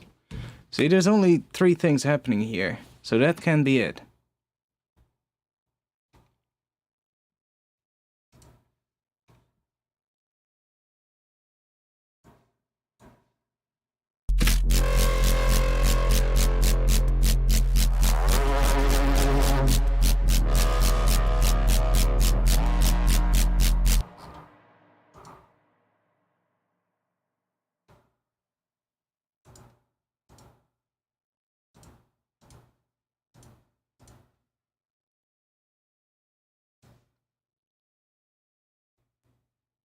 Hmm?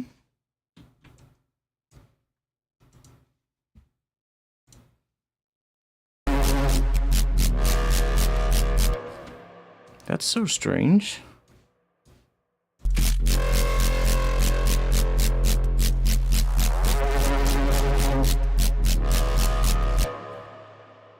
That is really weird.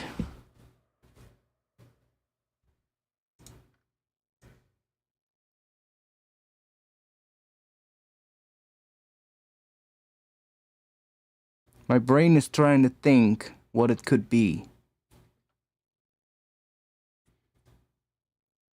What's happening in the effects tab? Ah, we have this chorus. That is probably having something to do with it.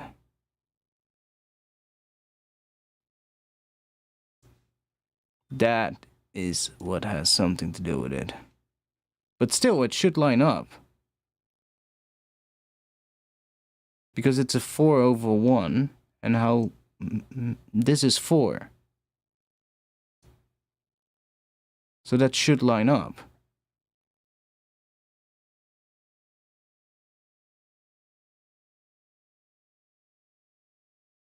Am I right?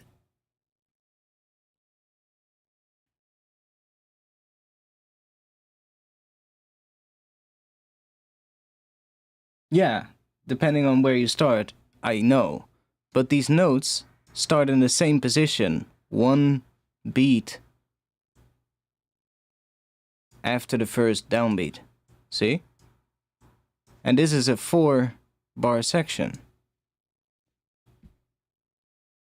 And I guess this is... yeah, 4 bars?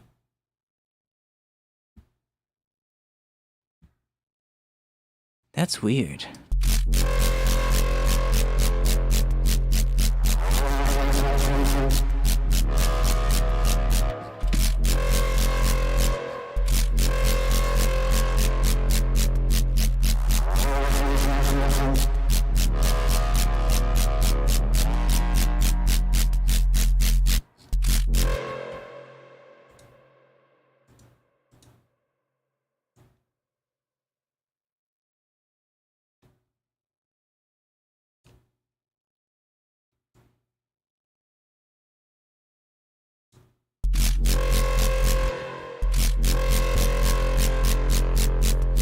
It still sounds good. No, see, it still happens, even if we freeze this. So it's not... it doesn't have to do with that.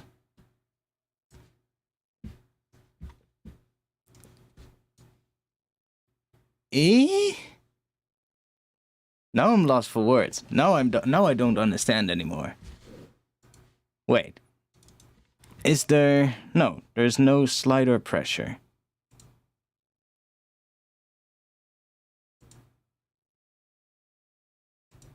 There's nothing happening there. There's nothing in here either. That's so fucking weird.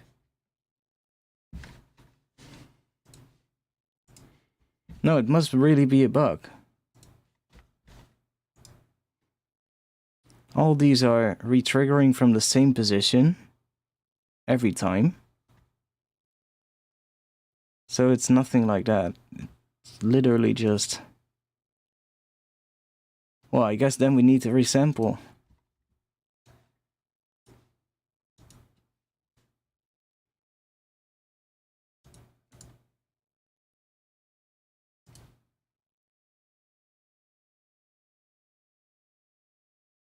Sounds like the note stays the same instead of changing along. Yeah, it does something weird. It like... yeah. I'm not sure. Yeah, it sounds like it could be an MPE thing. Well, we can try that out real quick. If we do... if we do this...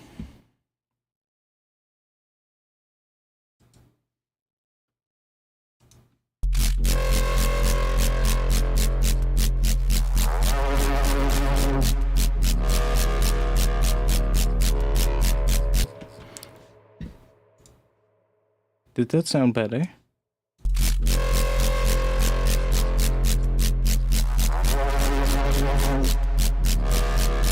Yeah, see? See? Then it sounds good. So it has to do with the MPE stuff.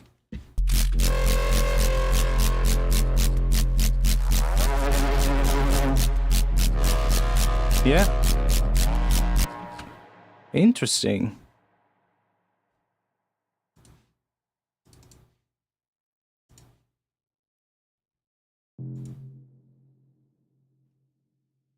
Well, that's something to note then. Maybe you want to send that to Matt and see if he can figure it out. Because there's nothing happening in terms of MPE pitches here on the start of the note. It's literally just... So this is going up with what? Yeah, I'm not gonna try and do the right pitch amount in just semitones with regular pitch bends. That's gonna be annoying as hell. I'm not gonna do that.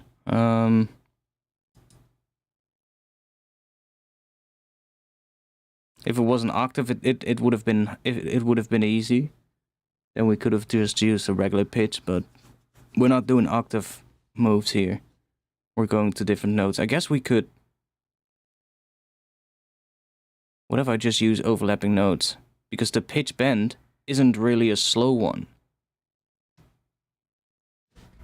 Is there any slower pitch bends in this?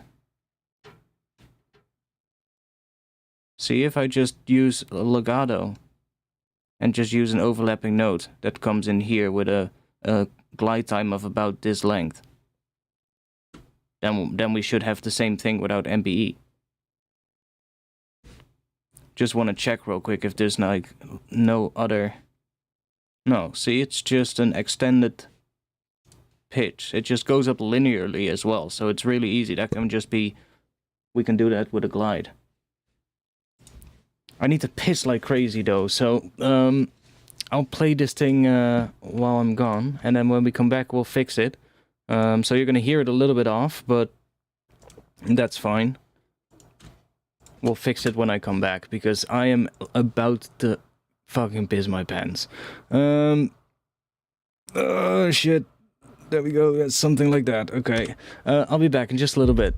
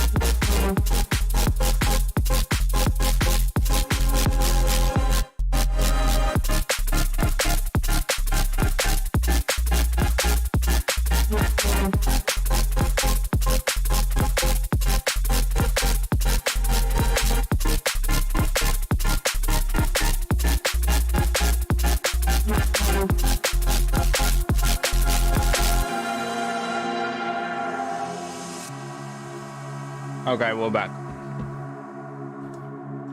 Let's fix this one. Cool. So it's not even gonna be that hard. I'm just gonna duplicate this one.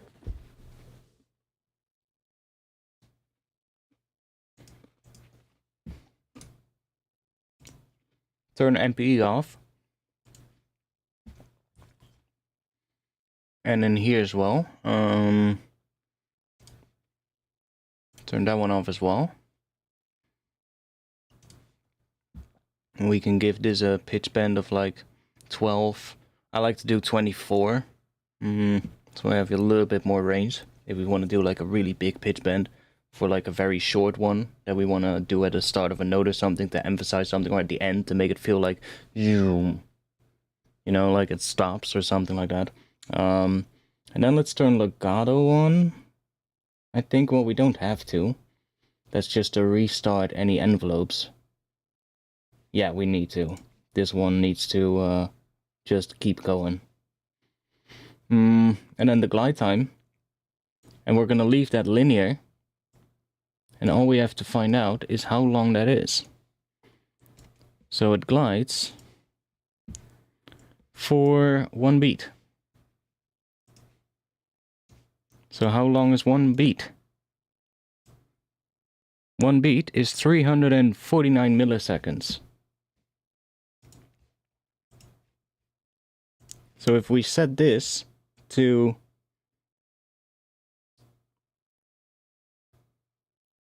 I saw 346.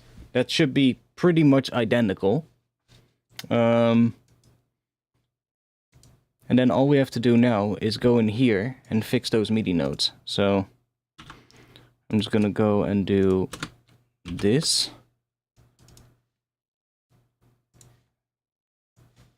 And then in here, all we have to do, instead of having this pitch bend here, we're gonna have a note right there.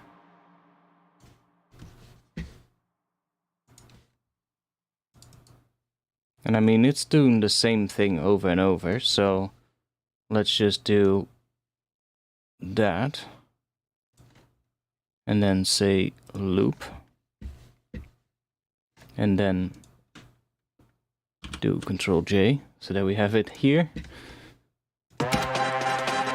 And then let's turn this one off. Let's see what we get now.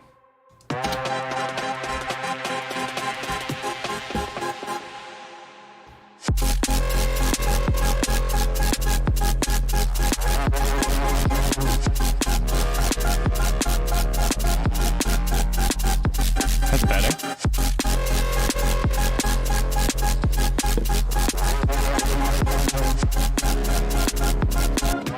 Now we need to play around with this as well, because I probably tuned those to that wrong one, or tried to, at least. Let's see what we get.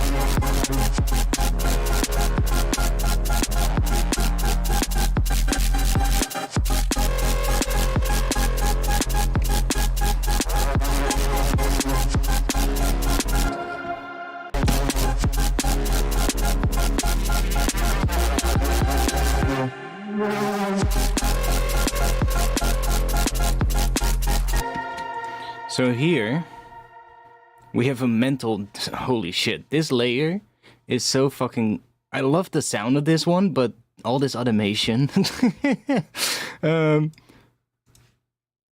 like... That one is so sick. Oh, it's not even everything. There's another thing happening here. But, yeah, I love the sound of this one, like...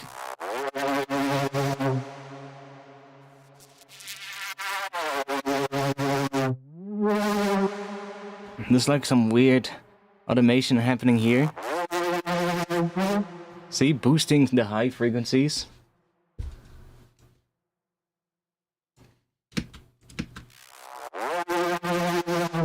But let's see, so this part where we pitch up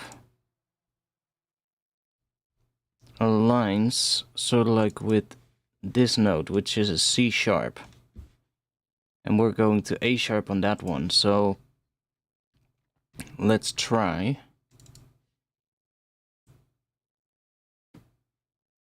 doing a C sharp on that one. Let's see what we get.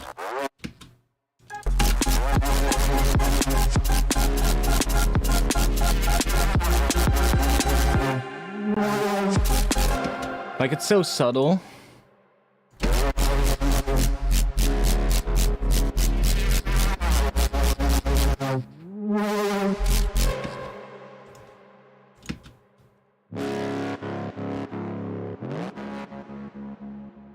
See, that's what is behind it. So it's very subtle, but it does kind of work better if it's in C sharp. Yo, are you able to show your first return track chain? Well, that's a long chain, mate. That's a really long chain. It's one Valhalla vintage verb with my preset gorgeous chaotic hall.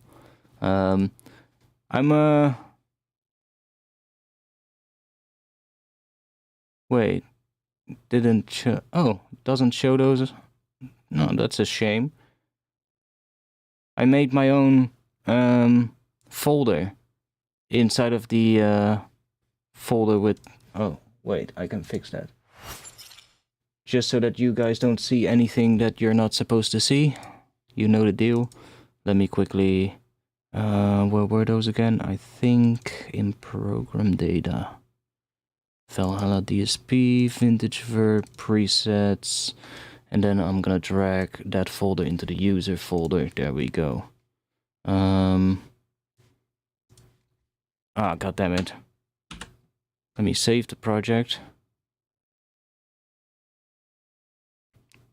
And reload the project. Sorry, we have to do this now.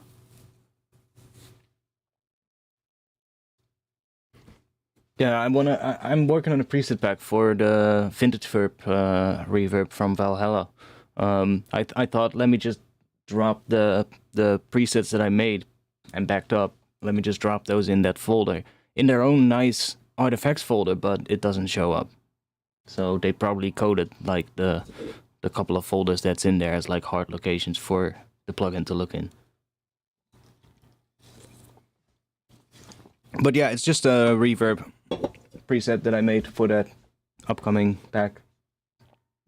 Which should be a pretty cheap pack. Probably going to be like, I don't know, 3 or 4 euros or something like that. Something cheap, you know. It's just going to have like a nice selection of reverbs. I might even do a pack with like ones for multiple of their plugins, because I use Valhalla Room quite a bit as well. Which else? I don't really use Valhalla Plate a lot. Valhalla Shimmer is kind of nice. The new Supermassive is nice though. That new one is quite cool. Been using that one quite a bit as well lately. Has some nice algorithms in that one. Yeah, we know. I still haven't found where that plugin is. I'm not sure if there's a way in Ableton that you can find a missing plugin, where on which track it is. We haven't found it yet. So now, if we do this and then open this. Ah, now it's there in its own folder. Oh, nice. So you just need to drop your own folder in the user folder and then it shows up right here. Of course it does. Stupid me thought, oh, the user folder is probably where it by default stores your custom presets, and I was like, I'm just gonna make my own folder so it shows up as its own folder. But no, the user folder is actually the category, the user presets category. See, so I'm making like, I don't have a lot of them yet because obviously I was making this and then my channel got hacked and I didn't spend any time in Ableton for like 2 weeks. So yeah. Those are the ones I have right now, but it's going to be a couple of different ones. Like the creative ones are quite, I don't know, quite weird. Just a tip. I don't even know what that one is, but there's like some nice ones.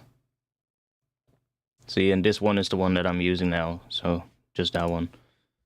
But it sounds quite good. Not sure what it's sending to there. Oh, this foghorn is sending to it. So we can see what that is with and without. So this is without. Oh, that's just a reverb, my bad. This is without.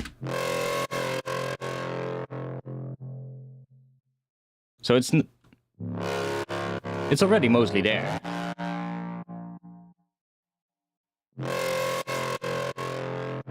See, it's already mostly there.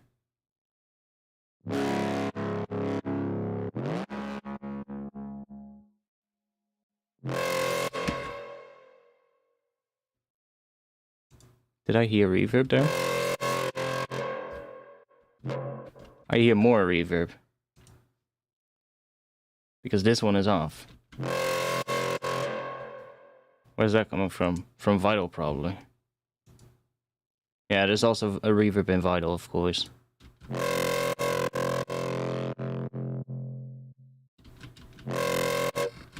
So that will be the patch without reverb. But that reverb is kind of more like the sound design reverb, I guess. And then there's this one, which makes it just sit in the mix a lot better. Which is quite a long reverb, actually. But see, it also has that one running through it. So that really pitch bendy one, this one, it also runs through that. And do you hear how that combination sounds in the reverb?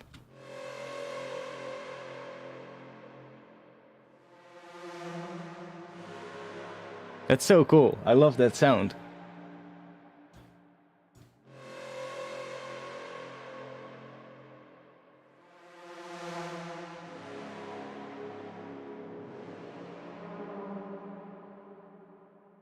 That's so cool.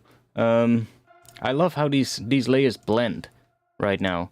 Because they are overlapping in a lot of places, to be honest. Like, you can see right here, when this one decays, I am automating the gain down during the last part here of that note.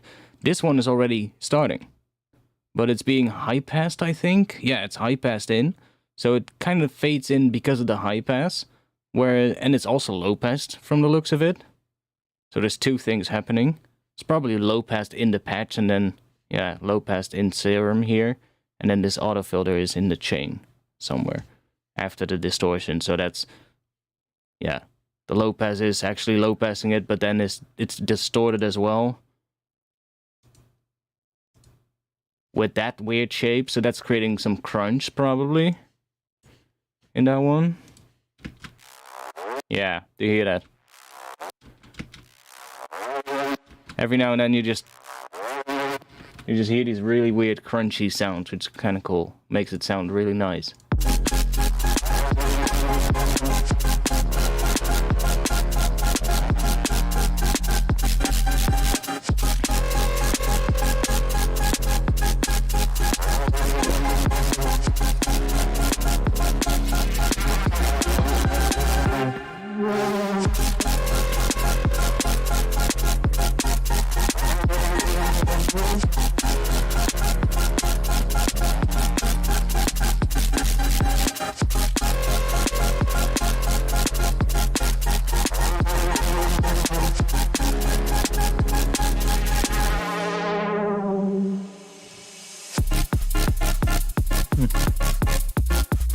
Still not showing up.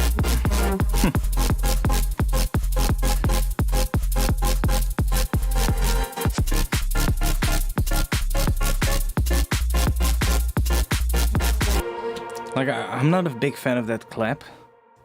It's, of course, just a cheeky cashmere clap. It works when the snare comes in, but... like, it works as a layer on that. So this could definitely be a layer for that snare drum. Holy shit, yes. Do you hear that difference? Like...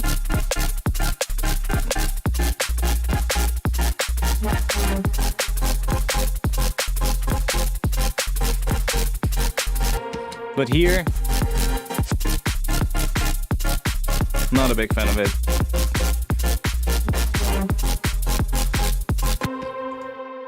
For now it kind of works.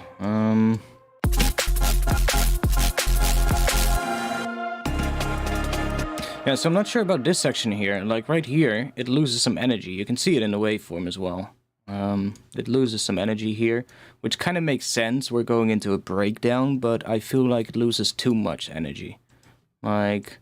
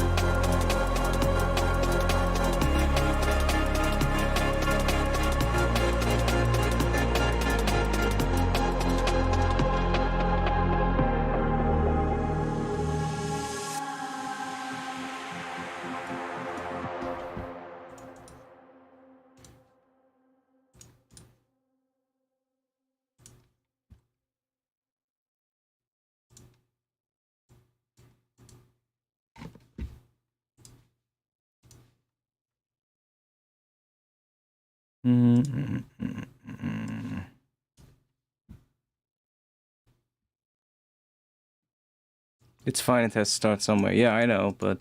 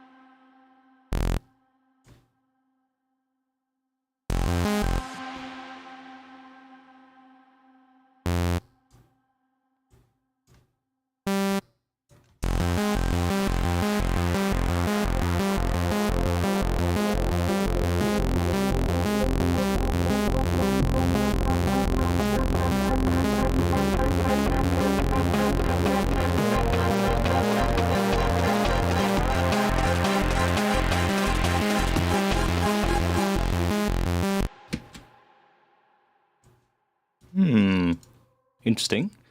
It's a weird polyrhythmic kind of shit now. Or what is that? A polymeter or polyrhythm? I'm not sure.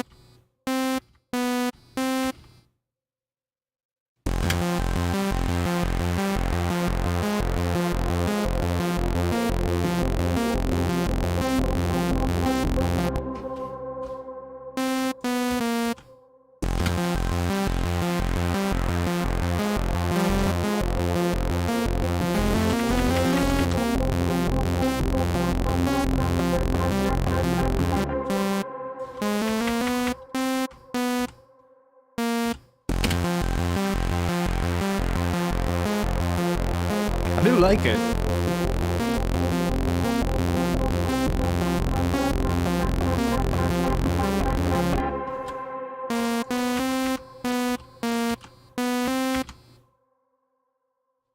Now here, if we do that, it actually loops right there. Oh no, it doesn't. I'm stupid. It doesn't. What if we make it loop right there?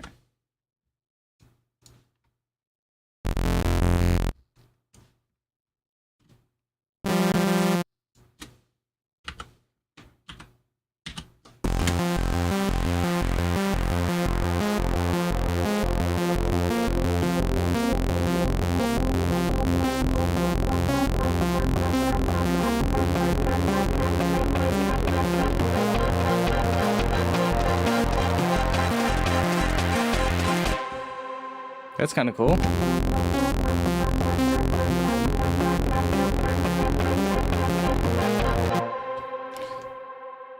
That's kind of cool.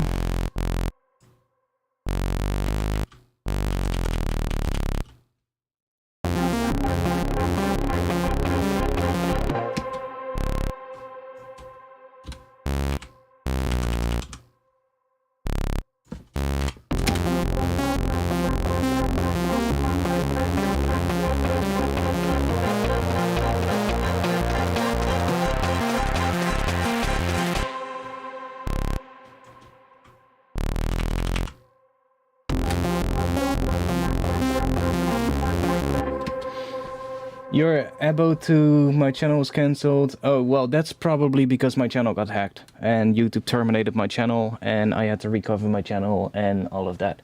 That's probably why. So, yeah, I saw it already. I was like, and I was like, but how can I get in touch with that person now then?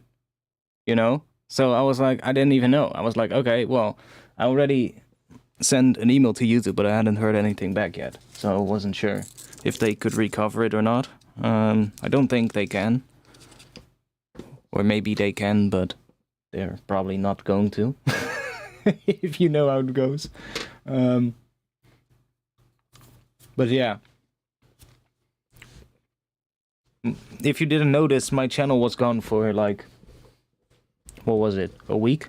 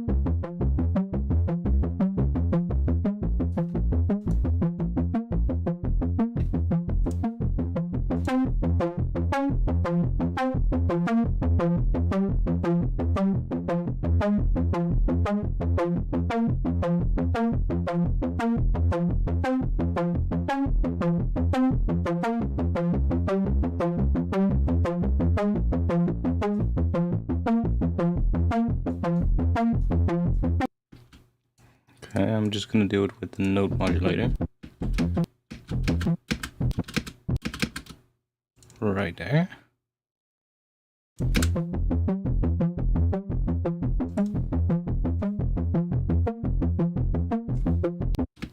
So that we can have the range a bit smaller.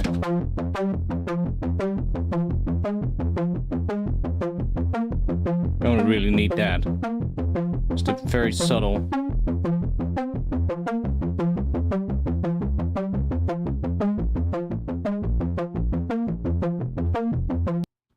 Yeah, you think I didn't have two-factor authentication already? Like, I already had that. Oh, my Steam is still on.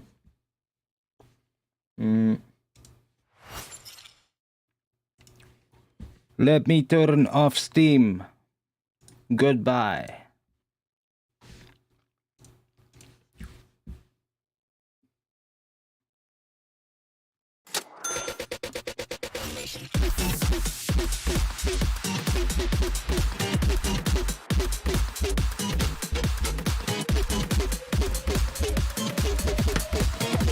I will. 幅6パックオイミー、おあげと言わせるふ、ナイスリクイット。 Thanks, mate. Thanks for the 20 euros, I think it was. Thanks a lot. Yeah, I will. I will. But we're back, luckily.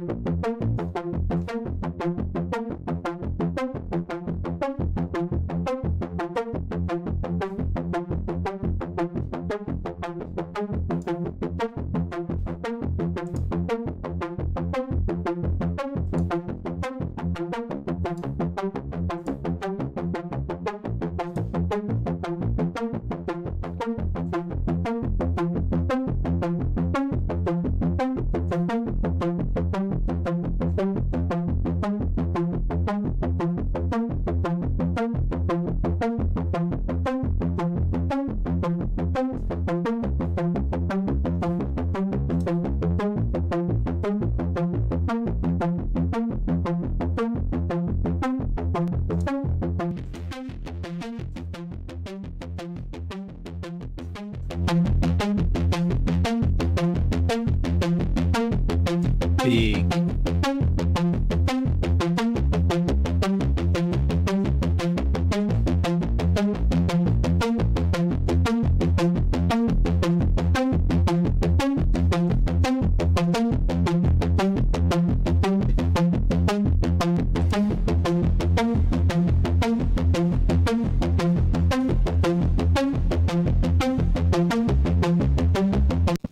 I don't really like the reverb in Serum though, but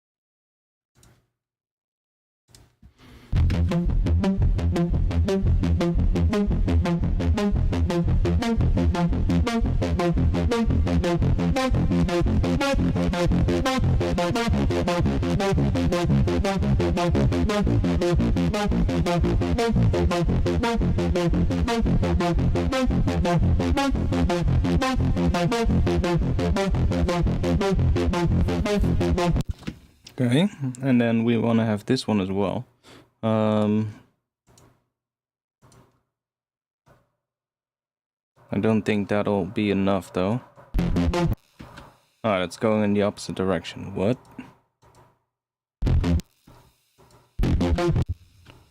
Okay. Let's remove that. And then do modulate LFO bus 2, macro 2. Or no, let's do macro 1 as well. We can just assign another one to there, can we? Then we can have a different range for that one. Yeah, nice. But why is it going the opposite direction? Well, then we do that.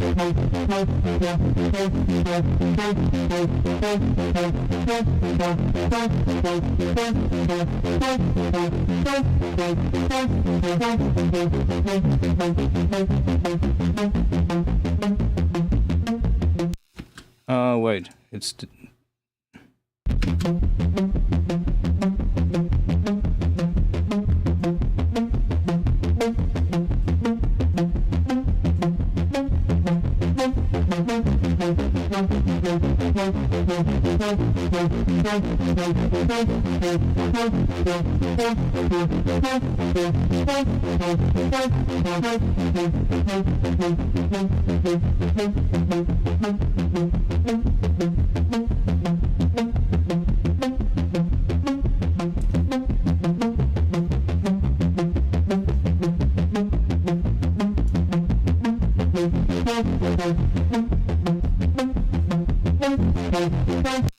I might actually want to have them separate though. So that we can have that as well. That's nice.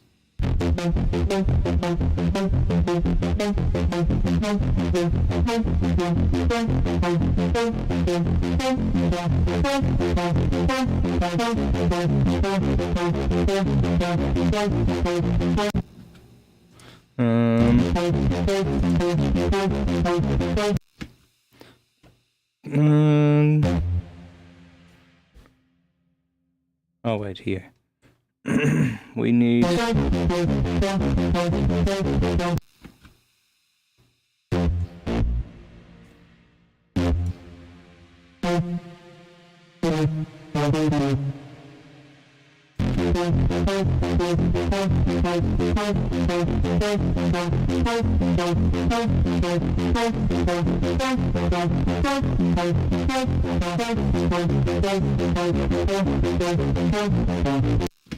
Oh wait, what? Where did I...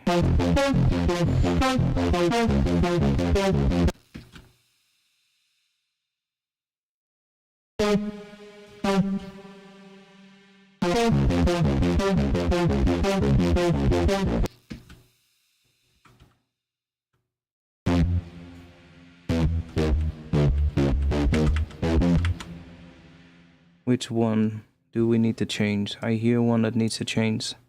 This is going to A sharp. So probably be this one.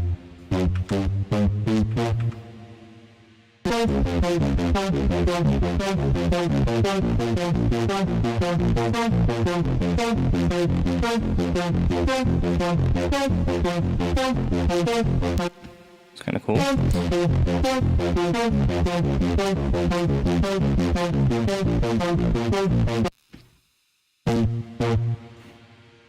What is it F above A sharp though? That's the perfect fifth, so that also works.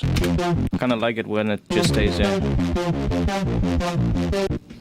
So that stays consistent. I feel like it needs to do something in the top notes here.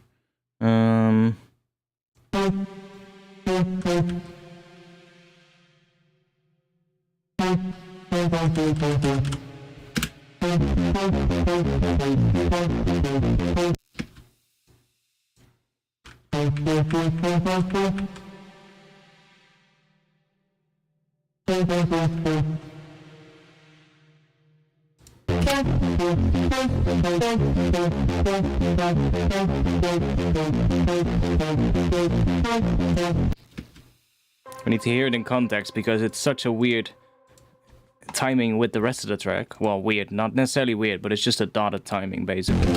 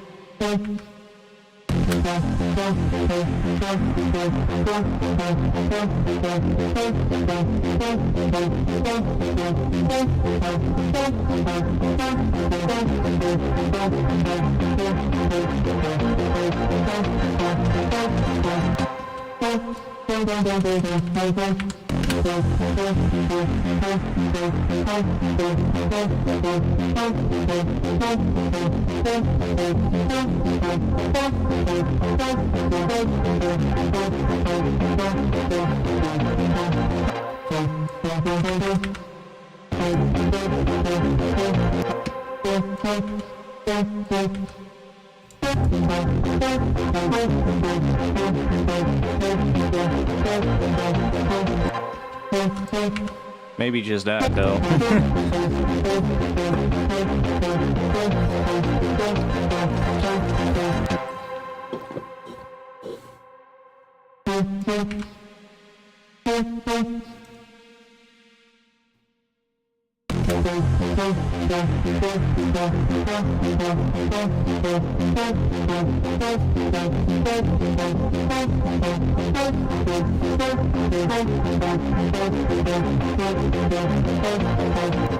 Yeah, this is really loud in the mix as well. This is like blasting at 0 decibels into the master right now.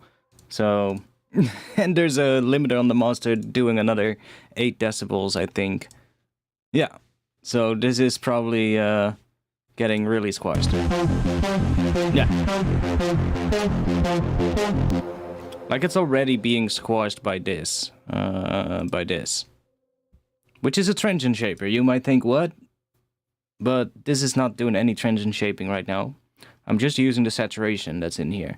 And by upping this saturation, like just a touch, it kind of clips off the loudest peaks a little bit. And that's why we don't get as much limiting, I think. If I turn it off, let's see what happens. Yeah, see? Still not that big though. I would have expected something like 20 decibels or something, but we're getting something close to that 8 decibels. Oh yeah, I guess that makes sense. This metering is just fucking huge. I'm not sure why that's so huge, but whatever.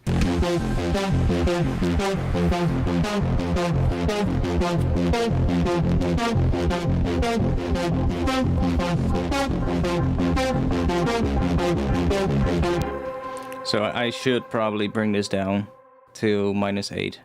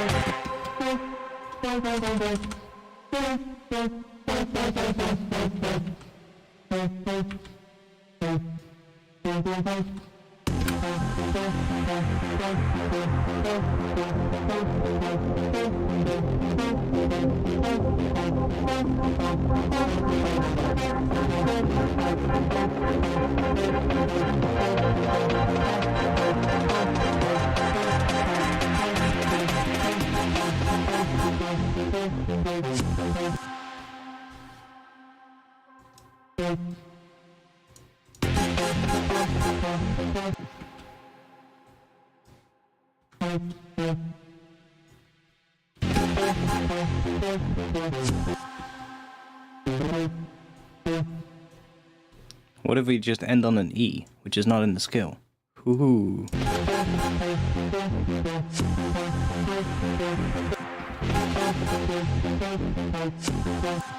I kind of like it. Kind of like E at the end there. It's not in the scale, but it kind of works.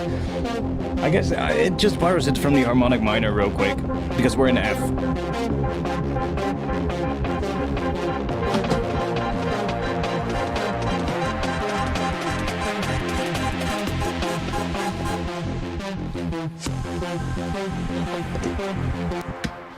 That could prepare us for the drop as well, maybe, because the drop is after that. Like, this still sounds too simple, but...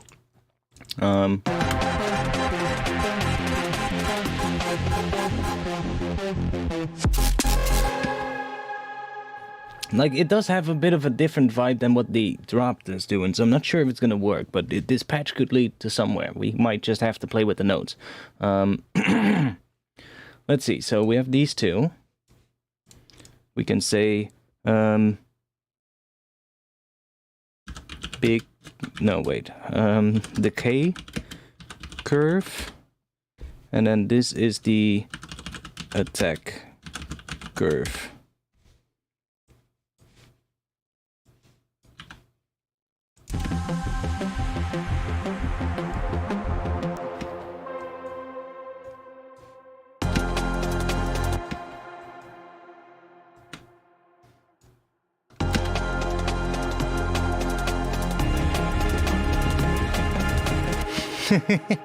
Yeah, that doesn't work, huh?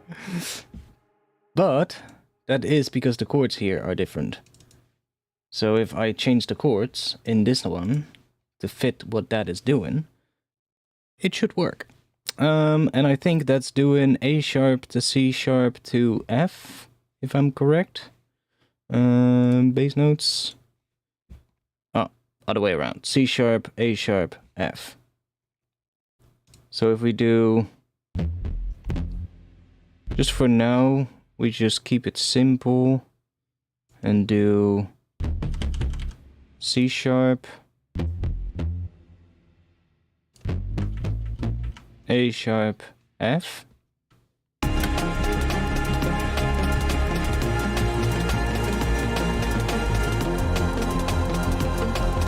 That's not gonna work. That's not gonna work.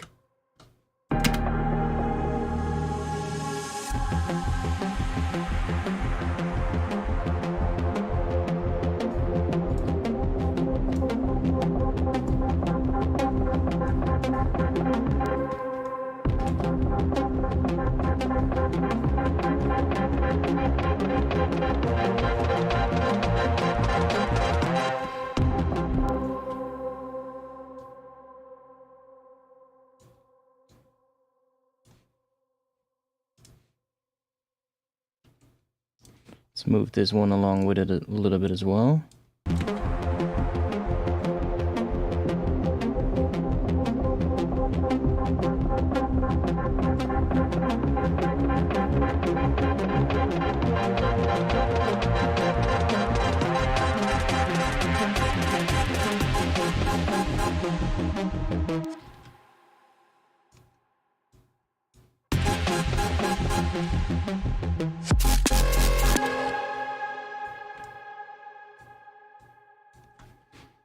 And then we want to have this one as well. So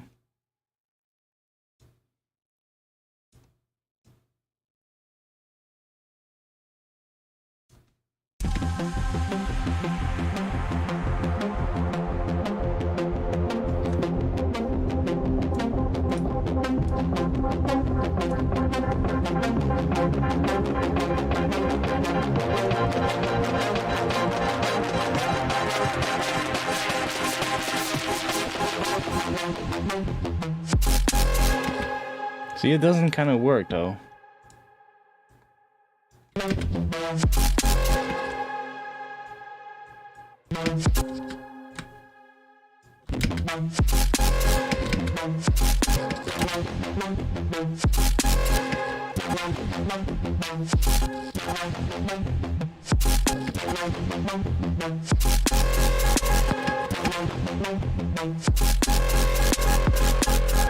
See, then it kind of wants that, right? But that's not gonna work.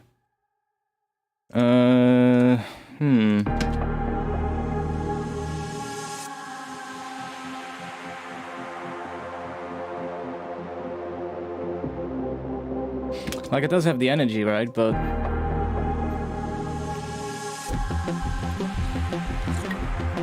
it's too much, though. It's too much. Come back to that section later. We'll come back to that section later. Yeah, we need better drums. Well, what kind of drums do we need in this tune? Like, I'm feeling the more digital type drums, I think, but...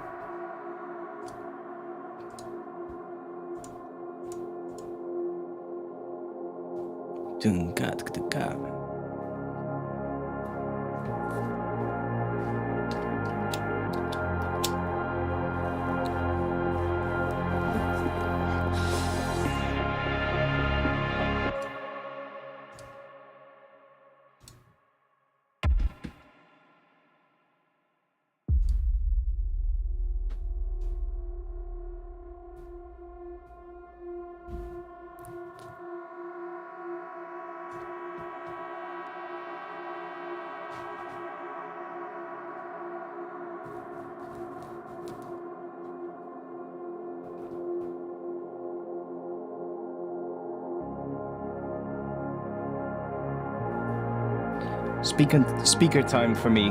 I'll mute the mic real quick.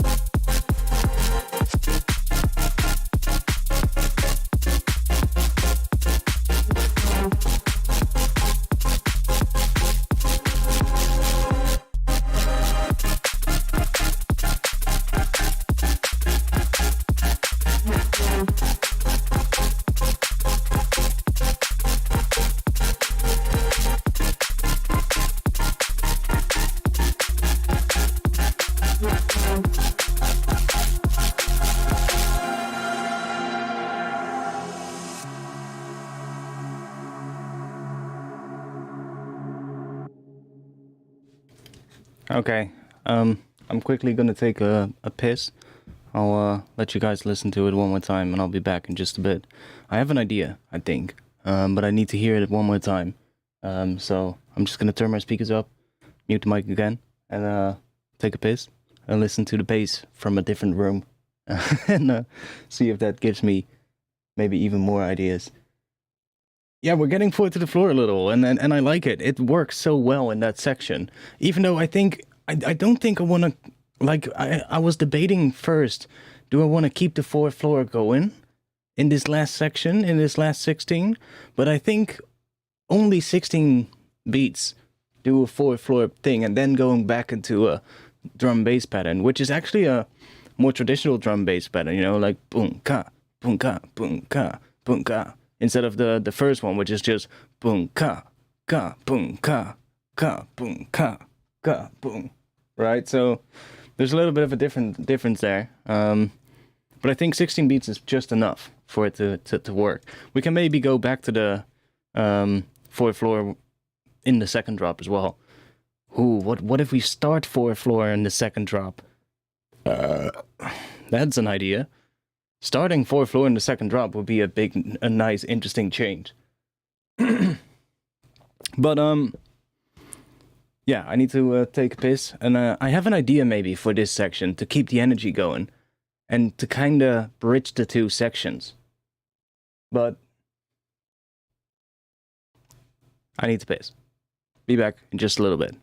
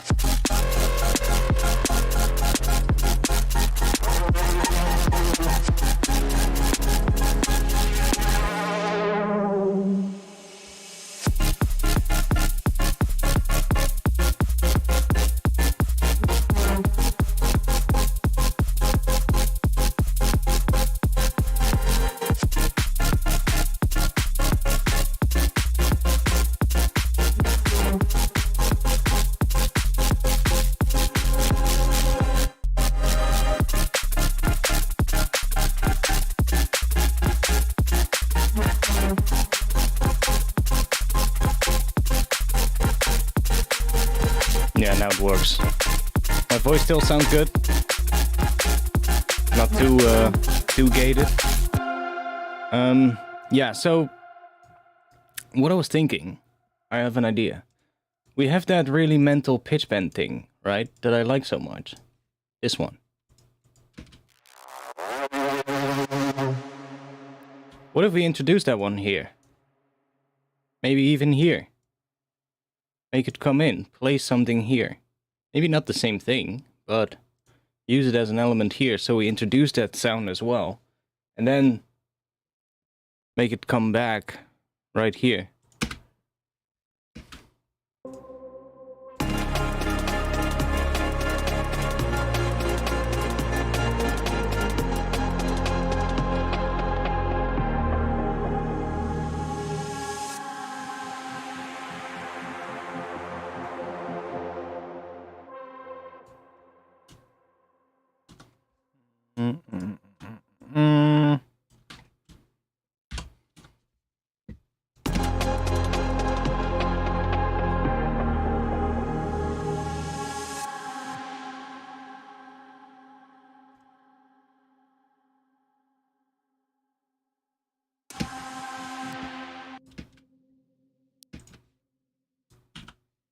Okay, let's see, what do we have here? We have a frequency. Not sure what that is doing. Let's just do this. There we go. And then this is that one.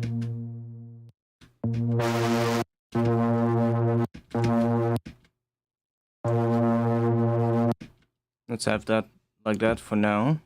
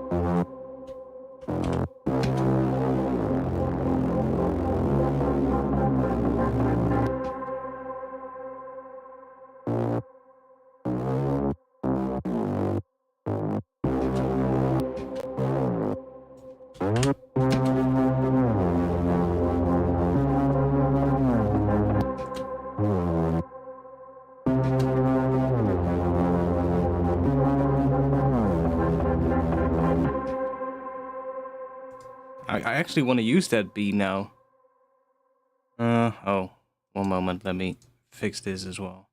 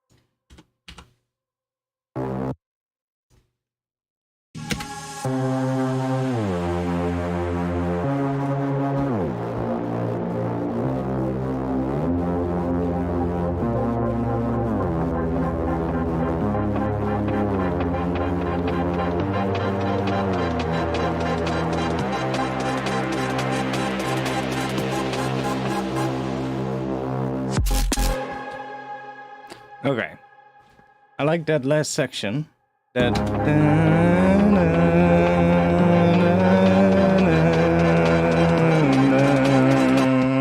That's nice. We can maybe do.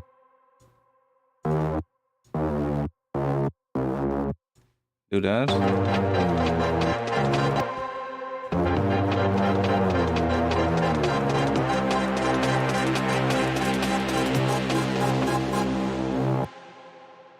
Okay. Now let's see, because we have a bunch of automation things here.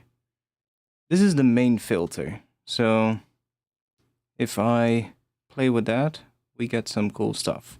Let's bring it all the way down.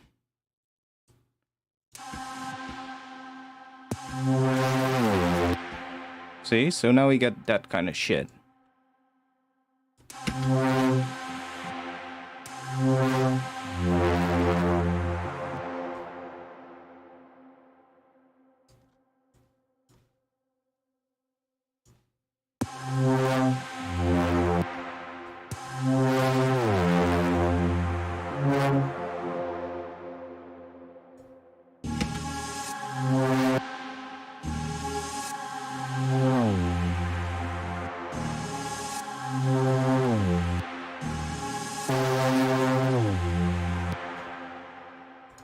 And we also have, I think it's this one.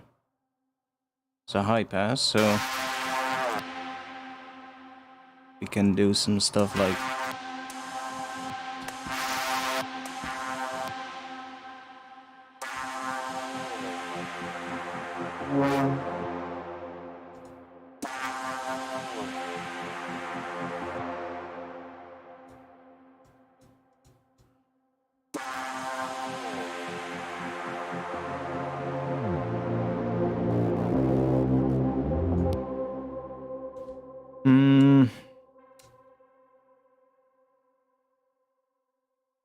let's focus on that last section first, because that last section, the notes are nicer. I like the notes more. Then we get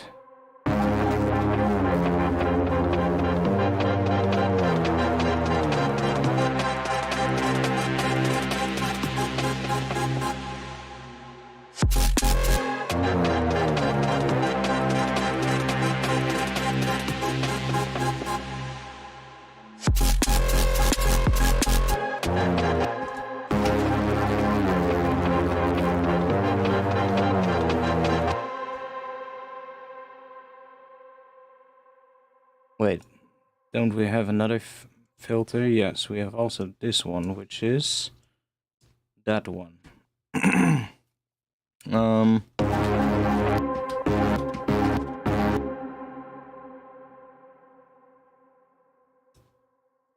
If we use this one for modulation, that's gonna be loud, I know, but bear with me.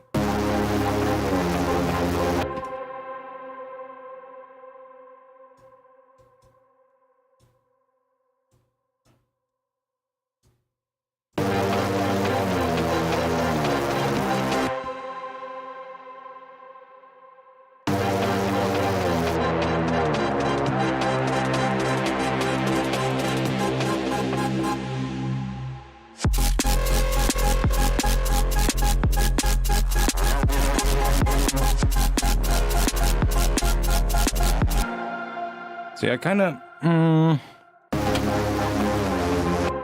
think that's too much, I know, but...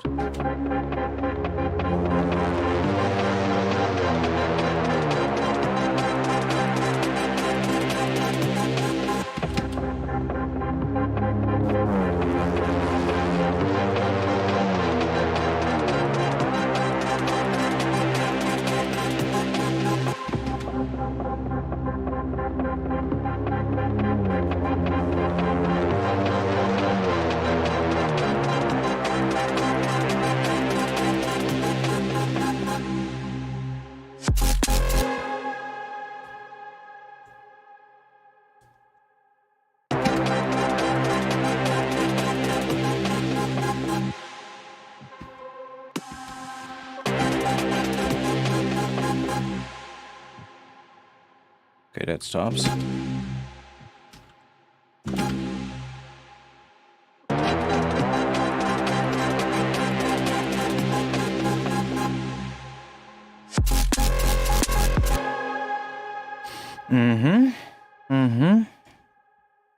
It does end on the same note as where it starts now, though, but okay.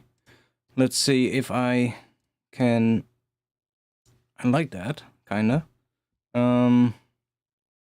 What if we take...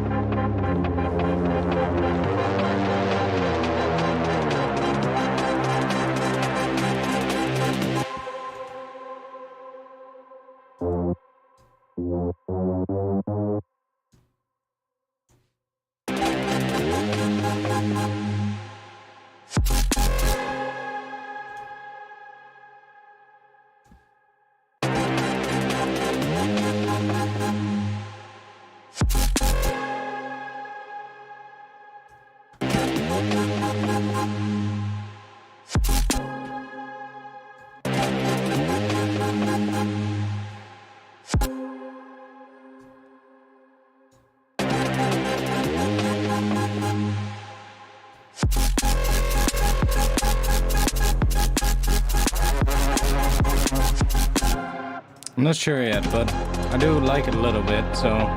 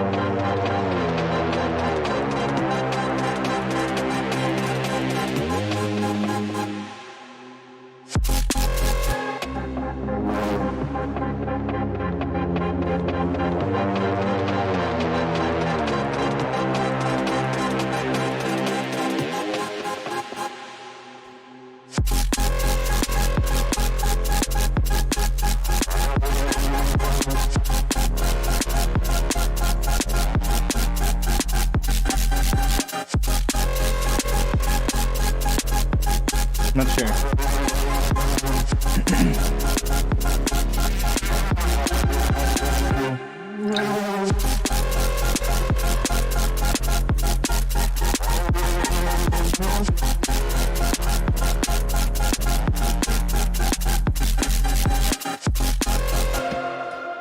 Okay, let's try out some drums then. Let's go try out some drums. I'm gonna mute the main kick and snare.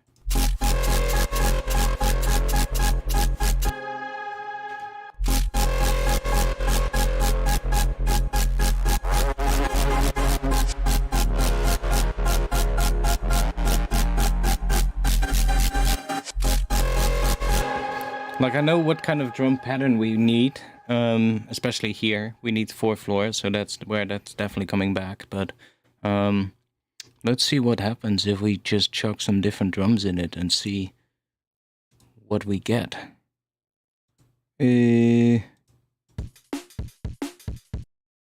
Sure.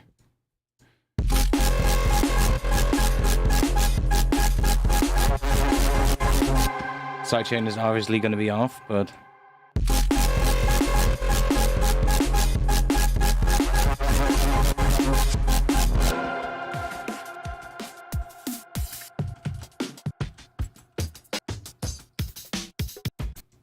it might be smart to set this to repitch as well.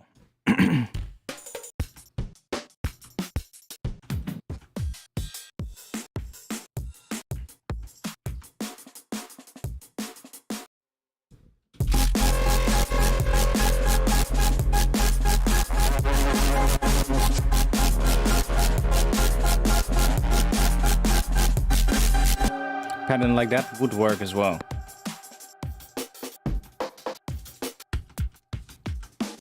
These are all pretty fucking shit. Yeah, that's a similar pattern, like...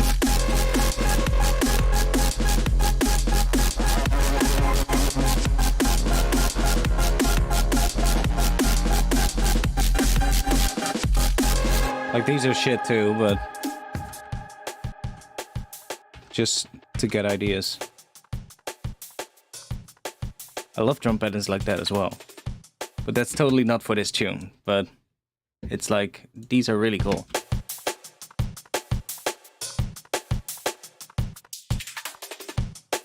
But then you need to go deeper. Boom, boom, boom, boom. That's gonna be sick. I need to mark this one. So we don't lose that one. That's a cool pattern.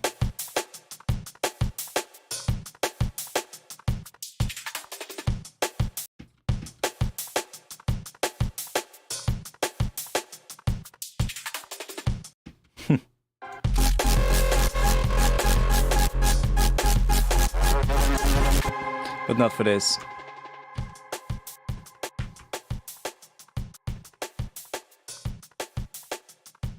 Is it the same one? Oh, it's just variations. Oh.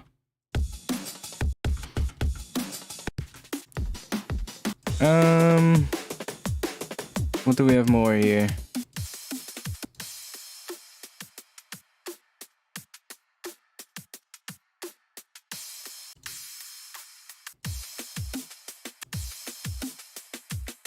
For the other section. For, where was it? This section.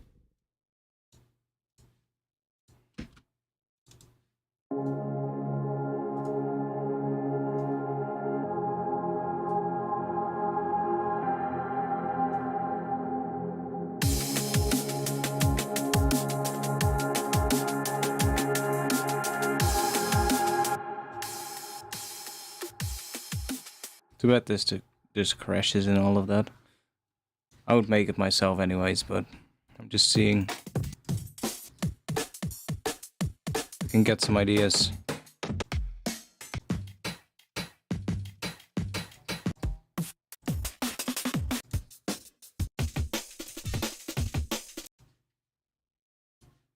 I want to get some ideas for the drums.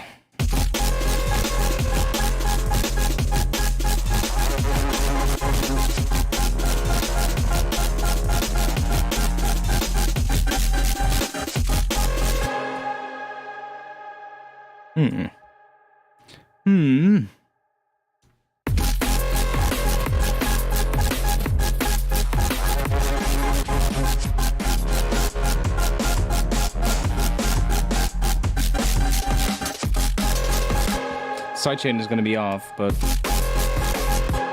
something we can fix.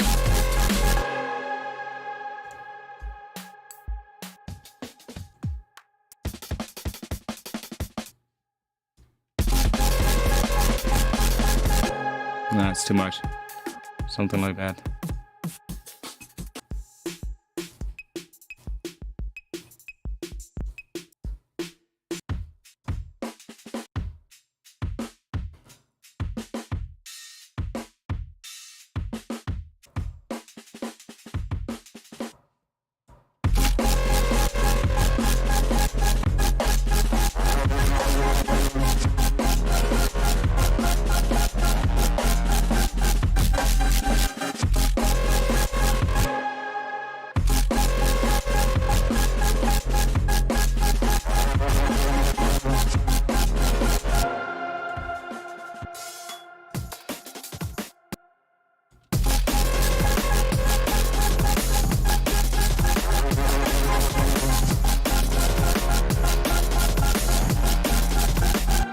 Like that almost turns it into more like a B section with drums like that.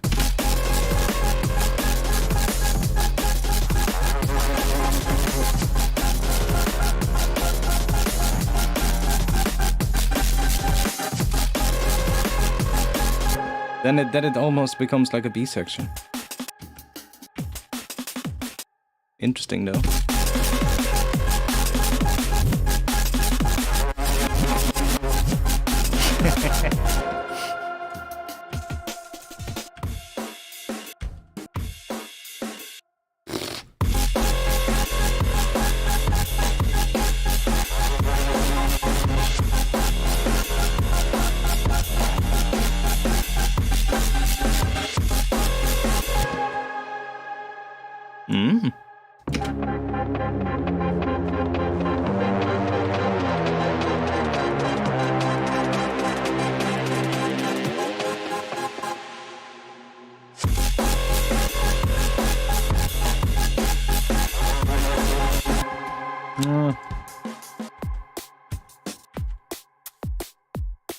Yeah, that would be a lot more digital.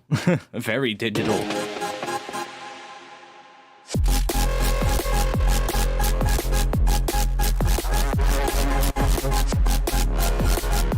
Yeah, I think that would work so much better. Something more digital like. Although that is always fun, like having the big ass snares. Like the huge...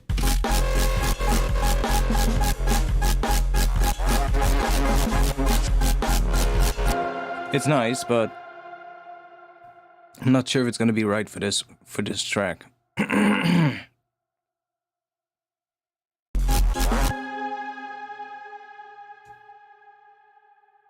Would you ever throw one of those loops into the 4 on the floor section? I mean, if it sounds good, sure. I would usually chop it up though, like make it sound a bit different.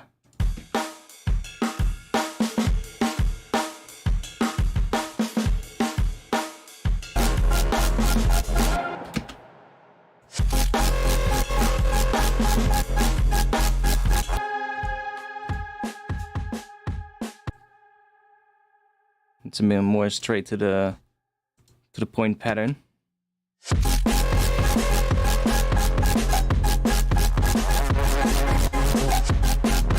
That cowbell though.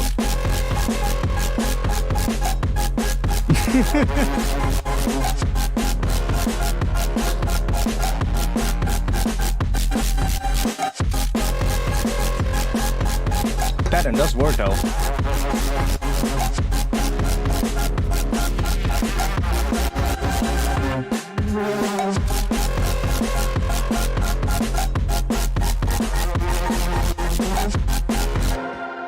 Pattern does work, so let's duplicate.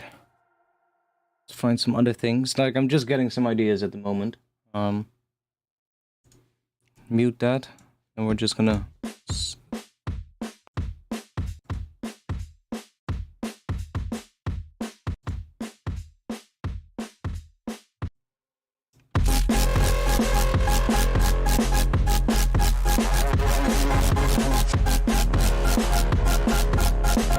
Yeah, maybe I should just introduce some more kick stuff.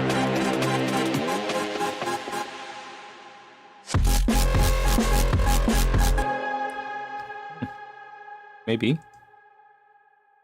What do we have here?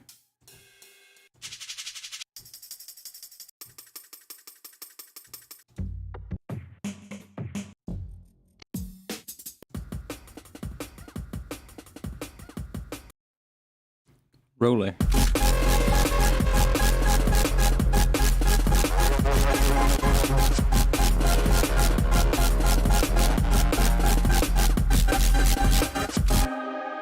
Wait, is it doing the fades? It's doing the auto fades. Yes, it is. It's doing the auto fades. Options. What was it again? That? Yeah. Always lags a little when you go into the options panel. So it looks like it's right. My cursor has changed into a play icon. There we go. Where's the auto fades again? Probably here. Auto fades off. We don't want that.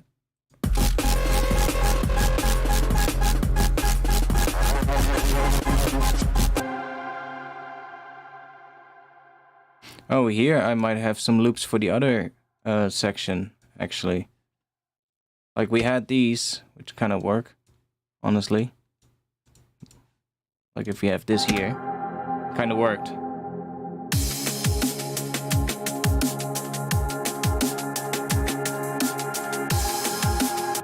But we had crashes in them.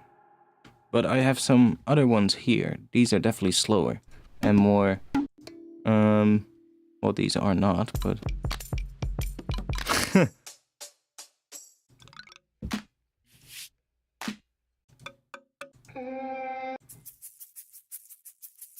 yeah, okay, maybe not.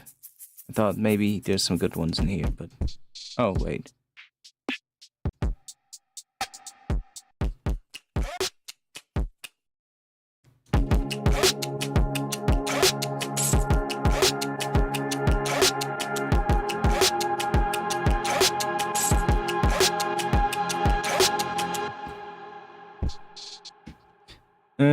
Back to the drum bass drums.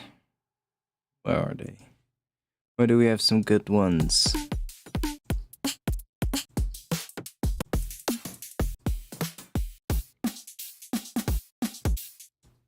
All triplets.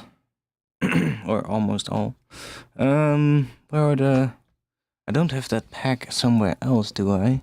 Like I had a pack and there's one in the Ableton packs that I wanted to use to do here. They would fit perfectly, but the pack is gone. For some reason it's not showing up. What do we have here?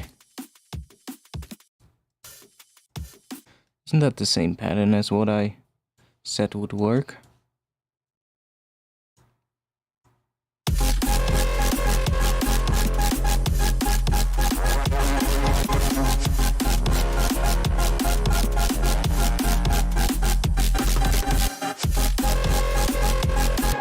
Yeah, these are a lot more produced, so you can kind of hear what it would sound like underneath the track when your drums are a little bit bigger.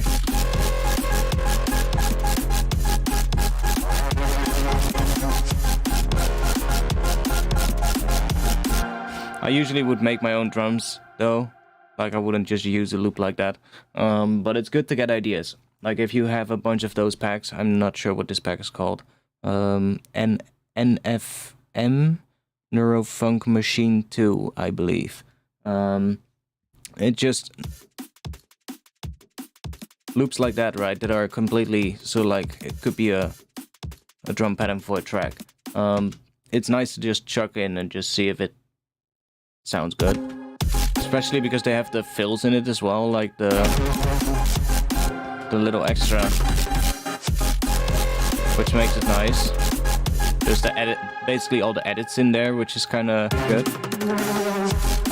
Like even that one. Like Like, heck, we might even use that.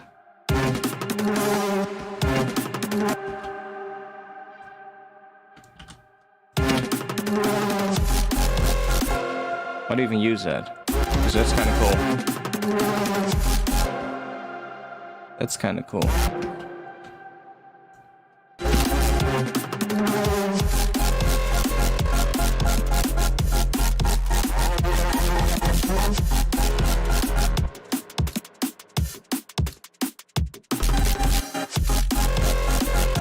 But you can then as well also sort of like analyze how those drums were made, right? You can sort of like go and like, okay, what are the elements that they have? And okay, I can make that, right? It's like, it's easy to get an idea. This one kind of works though.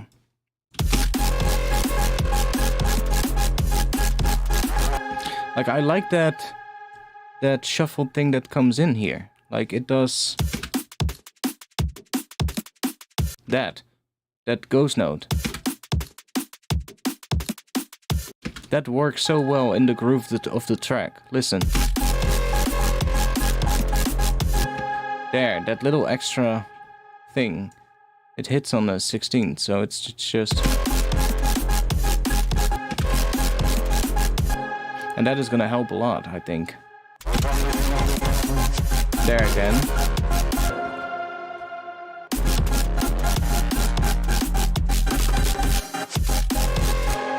And that is nice with that gap there. Which I'm not sure we were doing. No, we were not. See? So we were not doing a gap here, but that's actually quite nice.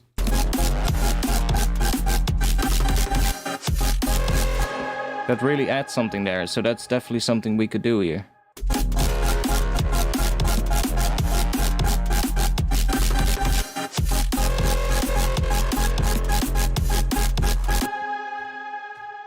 So what do I like more? This one?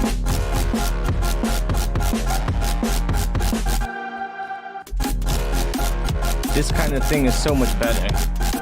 Like, even though these are a little bit rough sounding, they are still very digital drums, in my opinion.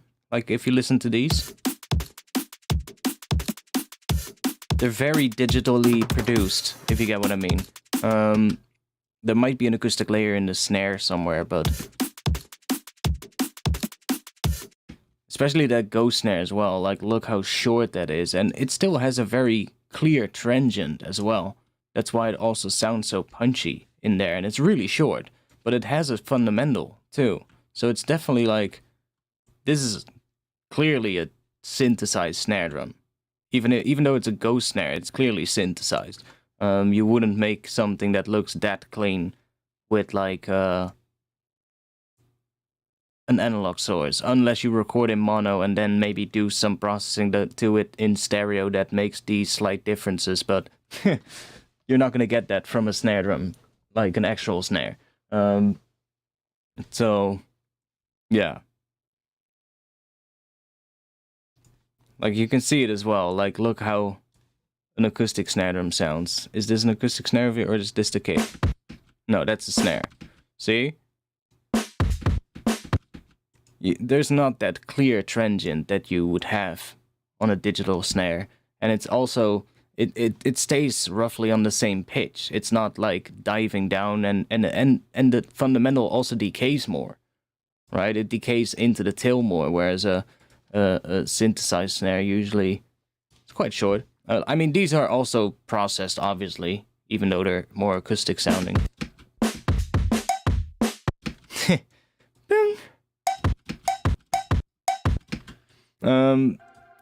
But I think something more digitally produced is definitely what this track needs. I don't really like this snare, but in terms of the pattern, it works really well.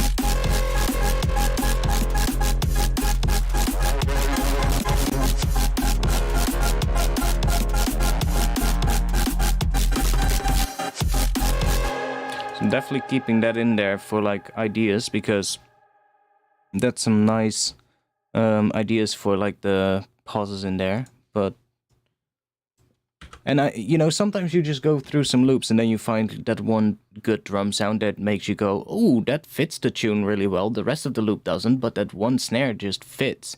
And you're just like, maybe I just need like to add a little layer to it to make it even better, but I can use that snare, right?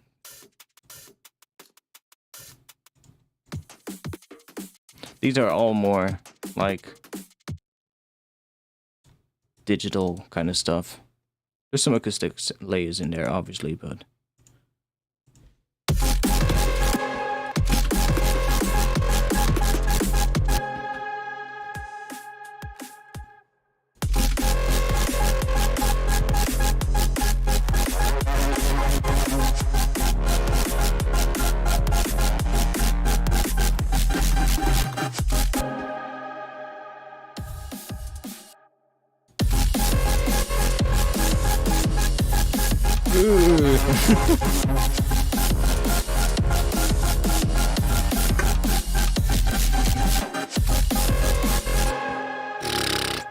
Jesus Christ. I mean, for those sections, that's nice, actually. Like, for those...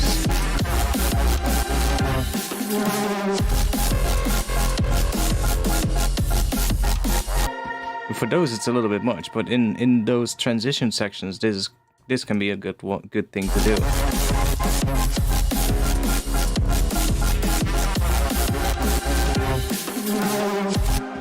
Like that part here is pretty nice too.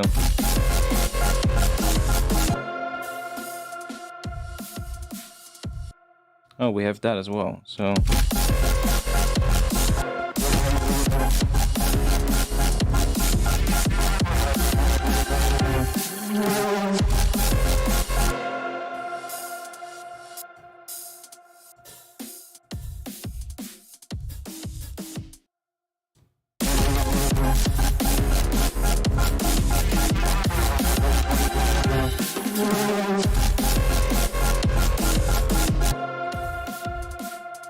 It could work though, something like that, but...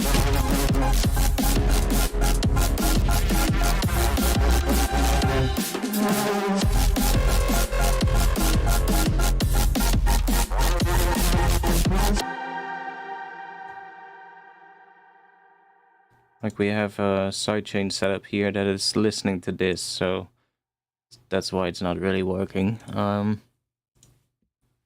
I can quickly listen to what it would sound like with a good sidechain.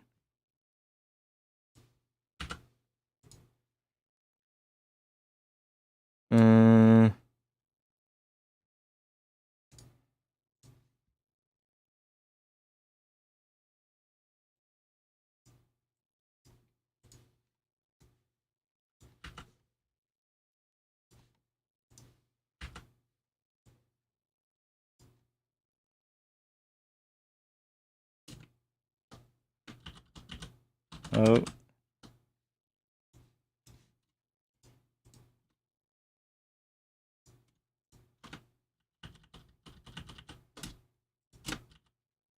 Roughly a good sidechain though.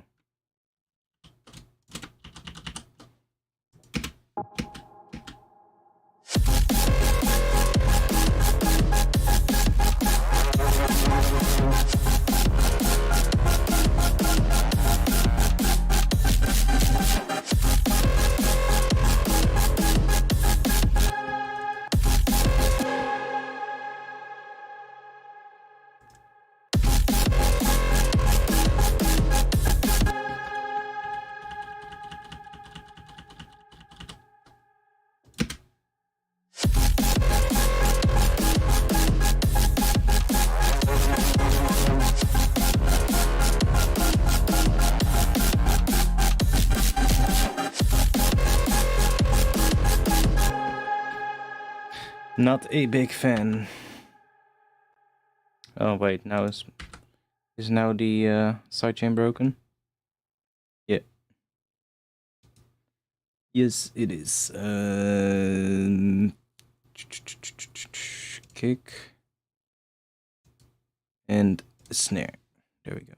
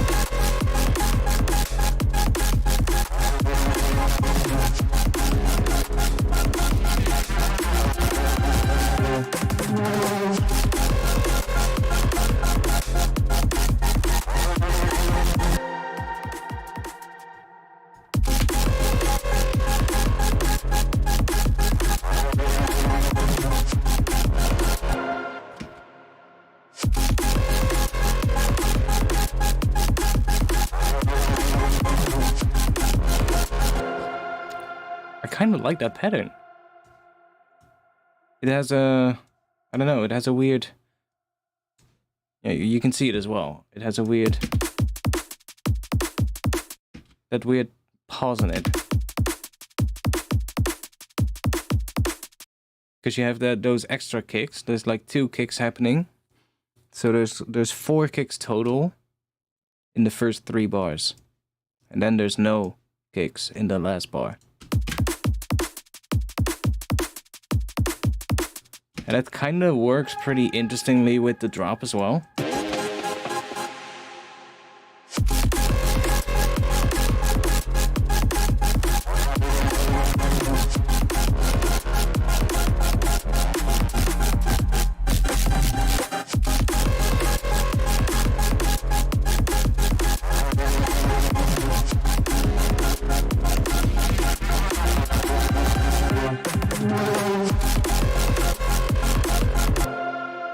Bit much as well, but leave it in there as an idea.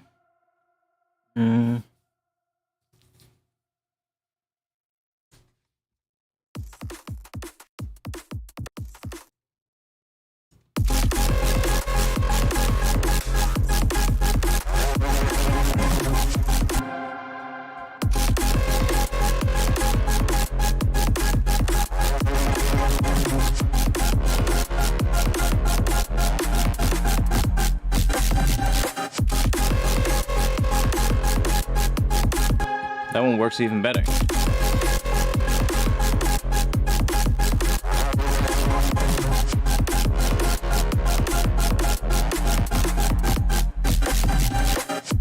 I also like that snare on the first beat there. Then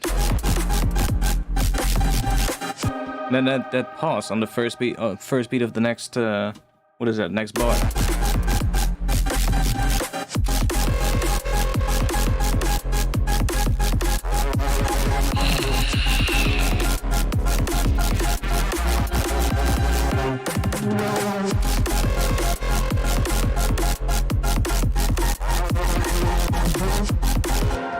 That one works even better, so let's do that. It's basically the same pattern.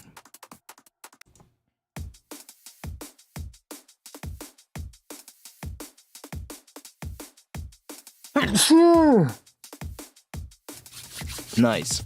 That would be a completely different pattern. More traditional.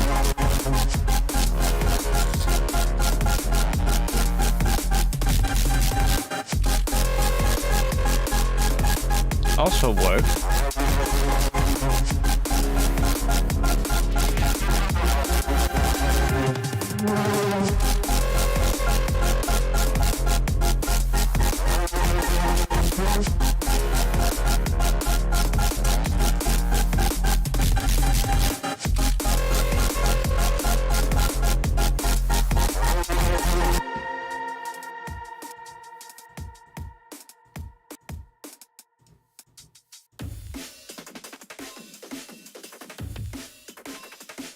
Okay.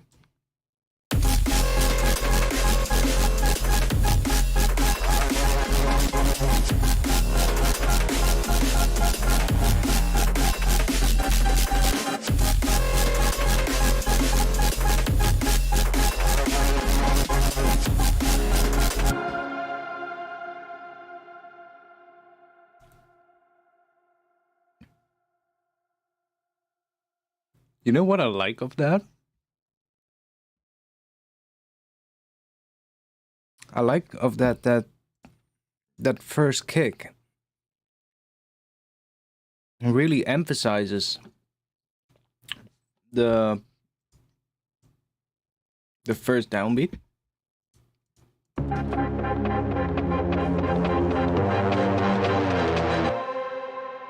This might be a bit much right now, that pitch bend thing. Might be a bit much right here.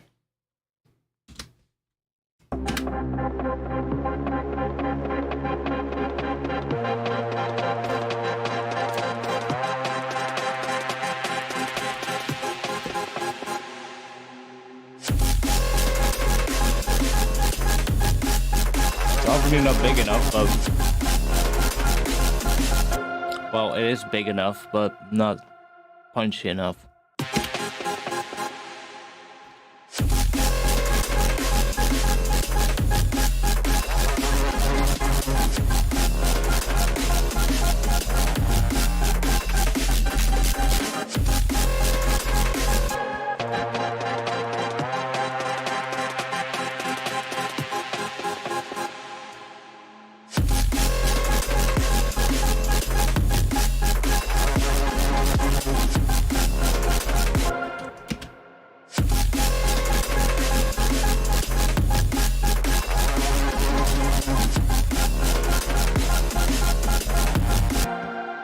See what I mean?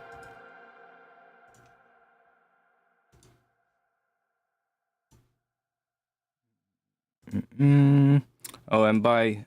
Have a good night, by the way. What's your name? Budagadu. Great name. Have a good night.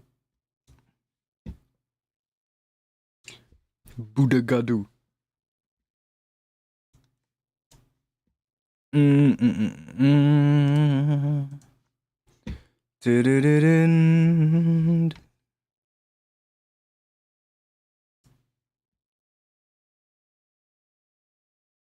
Wait, we can do sidechain kick.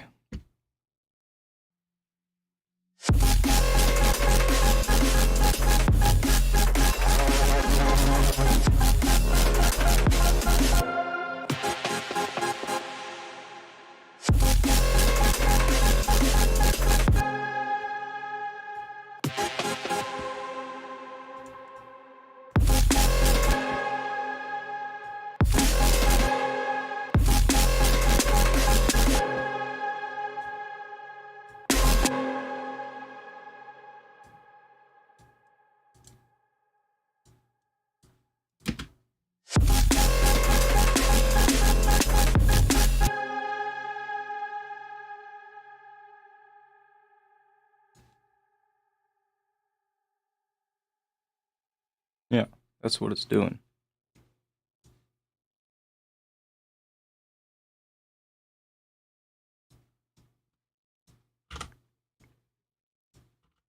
It's basically doing this.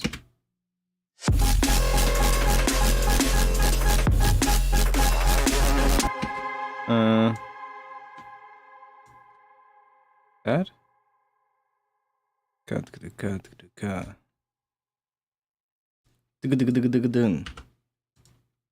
So it's doing this.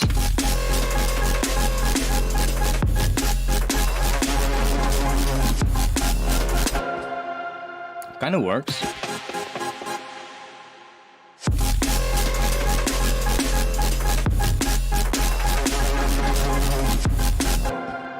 But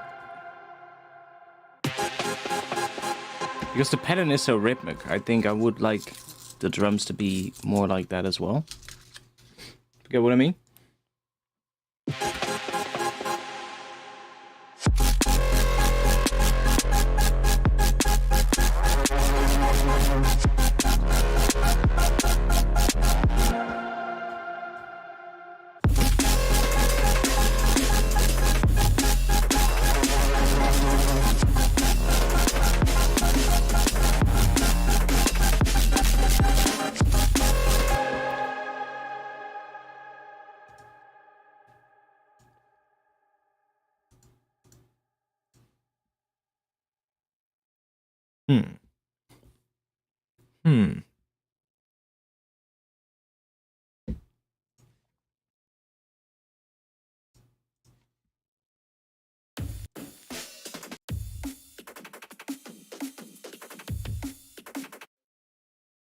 Of course, they have variations too.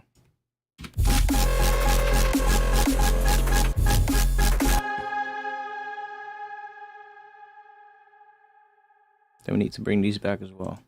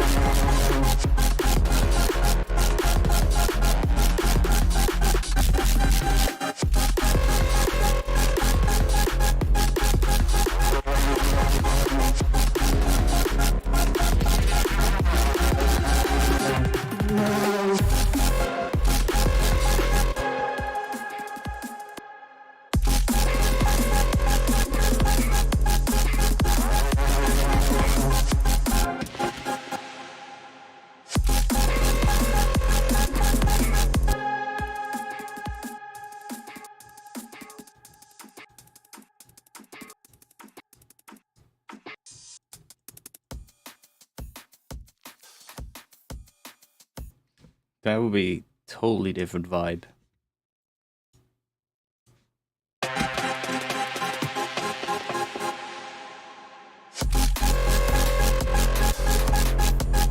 It's way too quiet.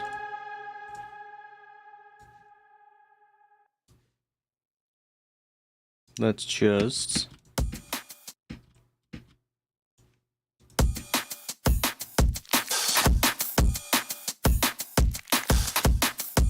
smash the hell out of that.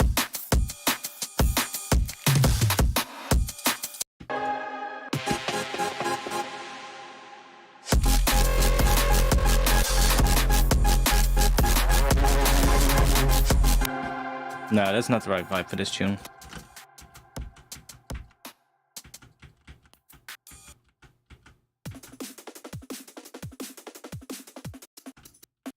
It's too busy.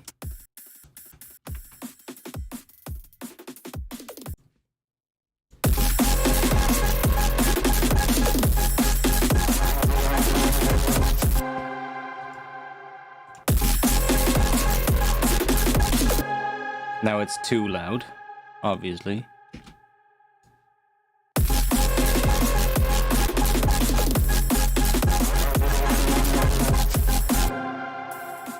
Yeah, I still think we want a different kind of drum thing. Different, so like rhythm. I'm not sure what, but...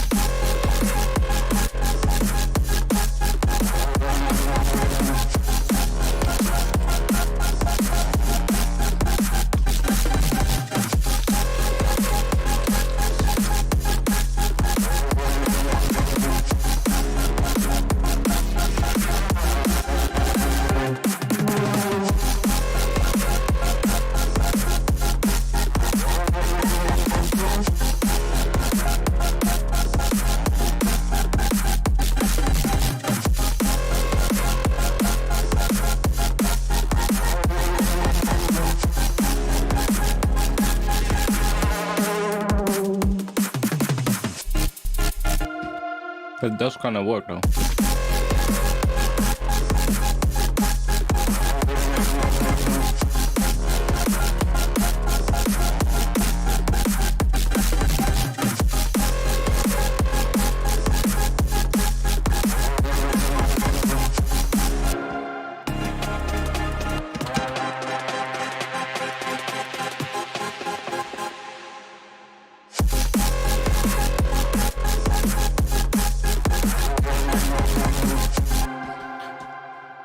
Drums in such a style would work. Honestly, now I hear this. Especially like if I listen to it with the transition, it does kind of work.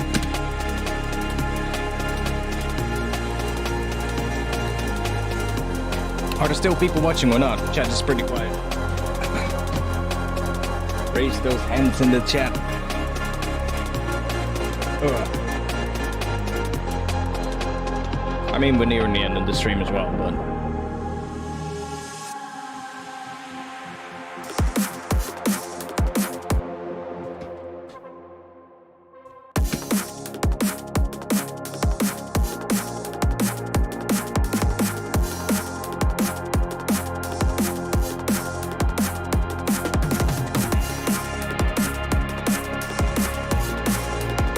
drums underneath this work too, honestly.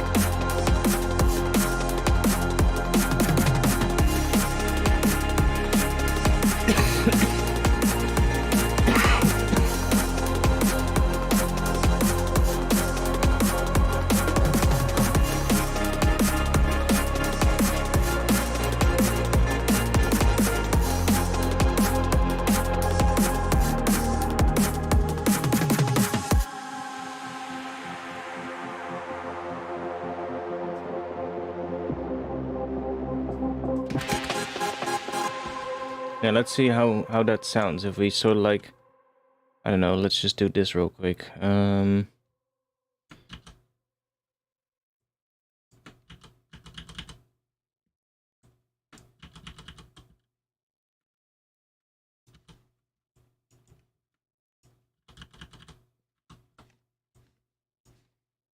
Let's see how that sounds.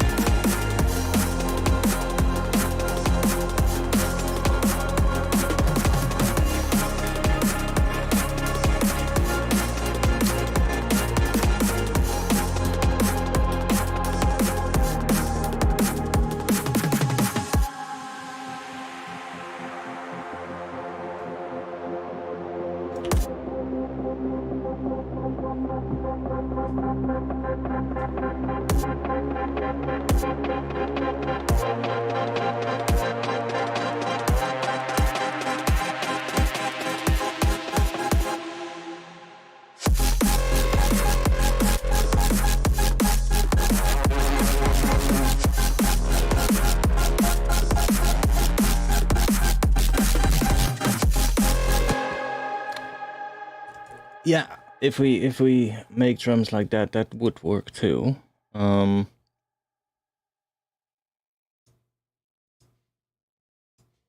Interesting. At this point, I'm just gonna try out a couple of more things, see how they sound, and then we'll end the stream. Just because I wanna give my ears some rest before I start deciding what type of drums we're gonna make.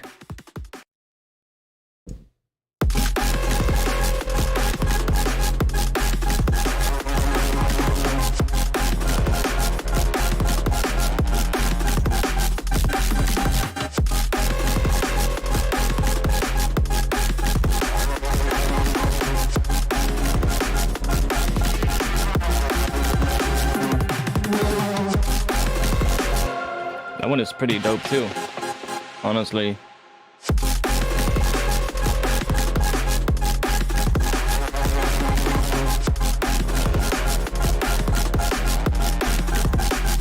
Like, it needs to be tighter, obviously. It's too sloppy still. It needs to be more tight.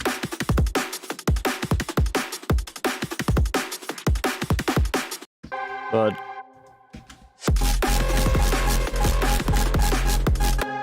I mean, really quickly to try it out, it's probably not going to work perfectly because it doesn't find all the markers here.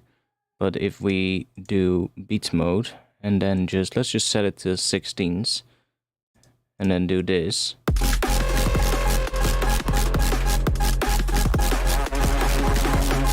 It doesn't really work well. We need to really go in and do that properly.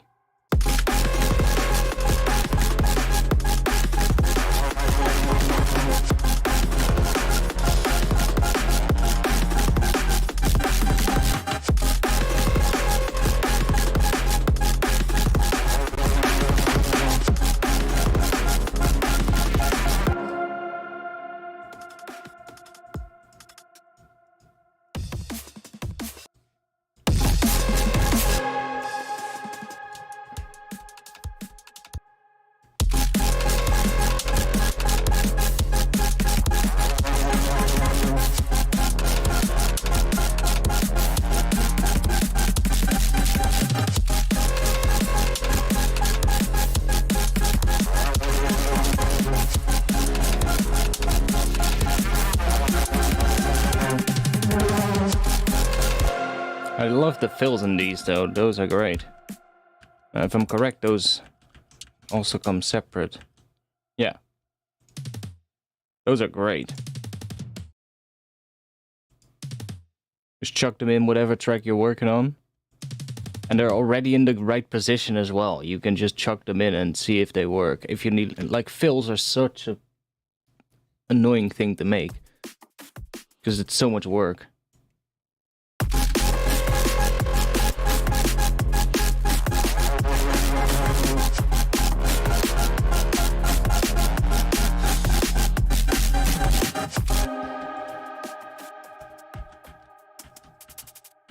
I mean, they can be fun to make as well.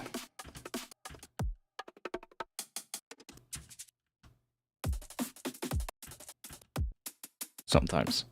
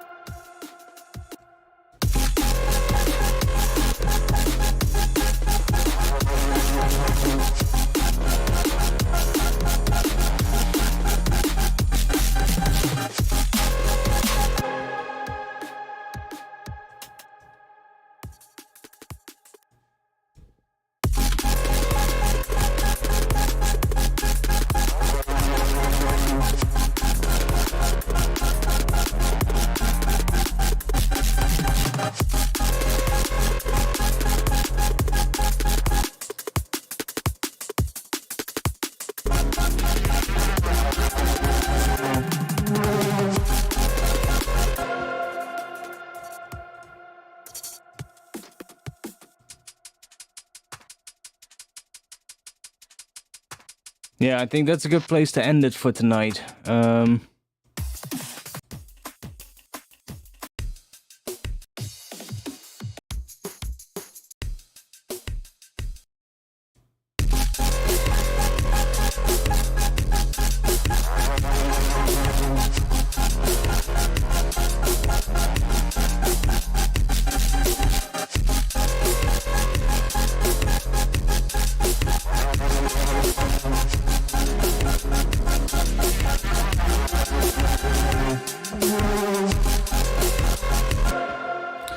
That's a good place to end it tonight. I'll see. I'll see what happens with the drums. For now, let me just put those back.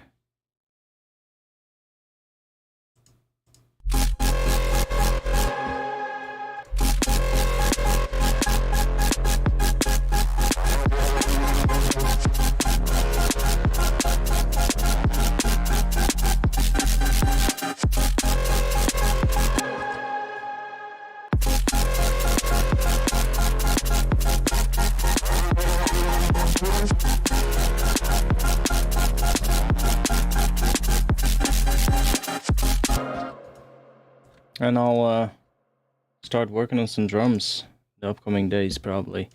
After I've finally finished installing all my stuff. Anyways, thanks for being here tonight.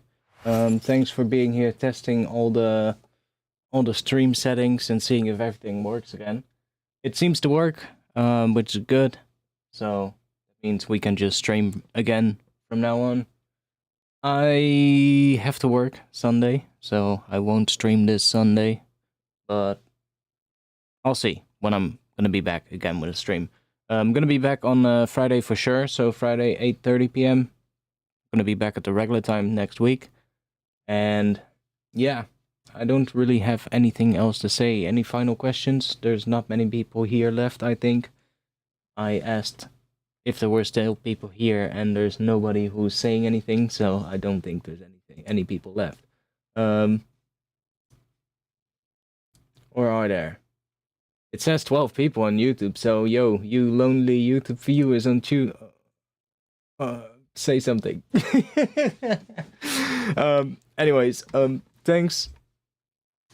It's good to have my channel back. Was quite stressful, but gladly the channel is back, and I'm gonna be putting all the videos back as well in the upcoming weeks, so I need to do them in batches, and then I can put them back. I'll put all the videos back and all the streams back as well, so all the streams are still gonna be available like usual, but yeah, they're still hidden right now, so that's because of the hack, and the hacker basically just put all the videos and all the streams on private while they were streaming the cryptocurrency hack stream thing, whatever it was. So yeah, that sucked, but we're back. So thanks. I'll see you guys again soon. Join the Discord if you haven't already. You're lurking eating pizza. That must be one giant pizza then. Send a picture of your giant pizza in the... Okay, that sounds weird. In the Discord. Oh boy. We don't want any large... Just big pizzas, okay? Just big pizzas. That's what we want in the Discord. And I'll be in the Discord as well after the stream. But that was fun. At least everything works, and I can load the projects without much issues. I still haven't found that one lonely plugin that's missing. It's somewhere in here. It must be somewhere in here, but I don't know where. There's one missing plugin. I'm not even sure if it's somewhere where it's also being used. Might just be somewhere that is turned off. But I don't see it. It's like some kind of a delay thing. So it could be pretty cool. But not sure where it is.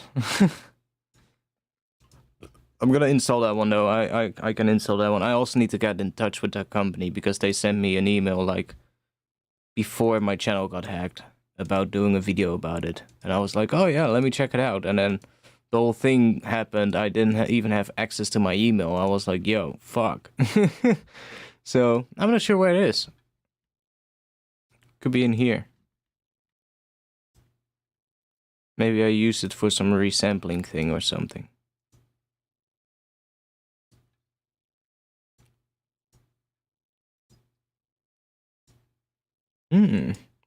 Oh, there it is. On the weird ARP. Okay. I'll install it and see what that sounds like. But thanks. I'll play this thing while we end, and I'll see you guys again soon. So that's gonna be it. Peace.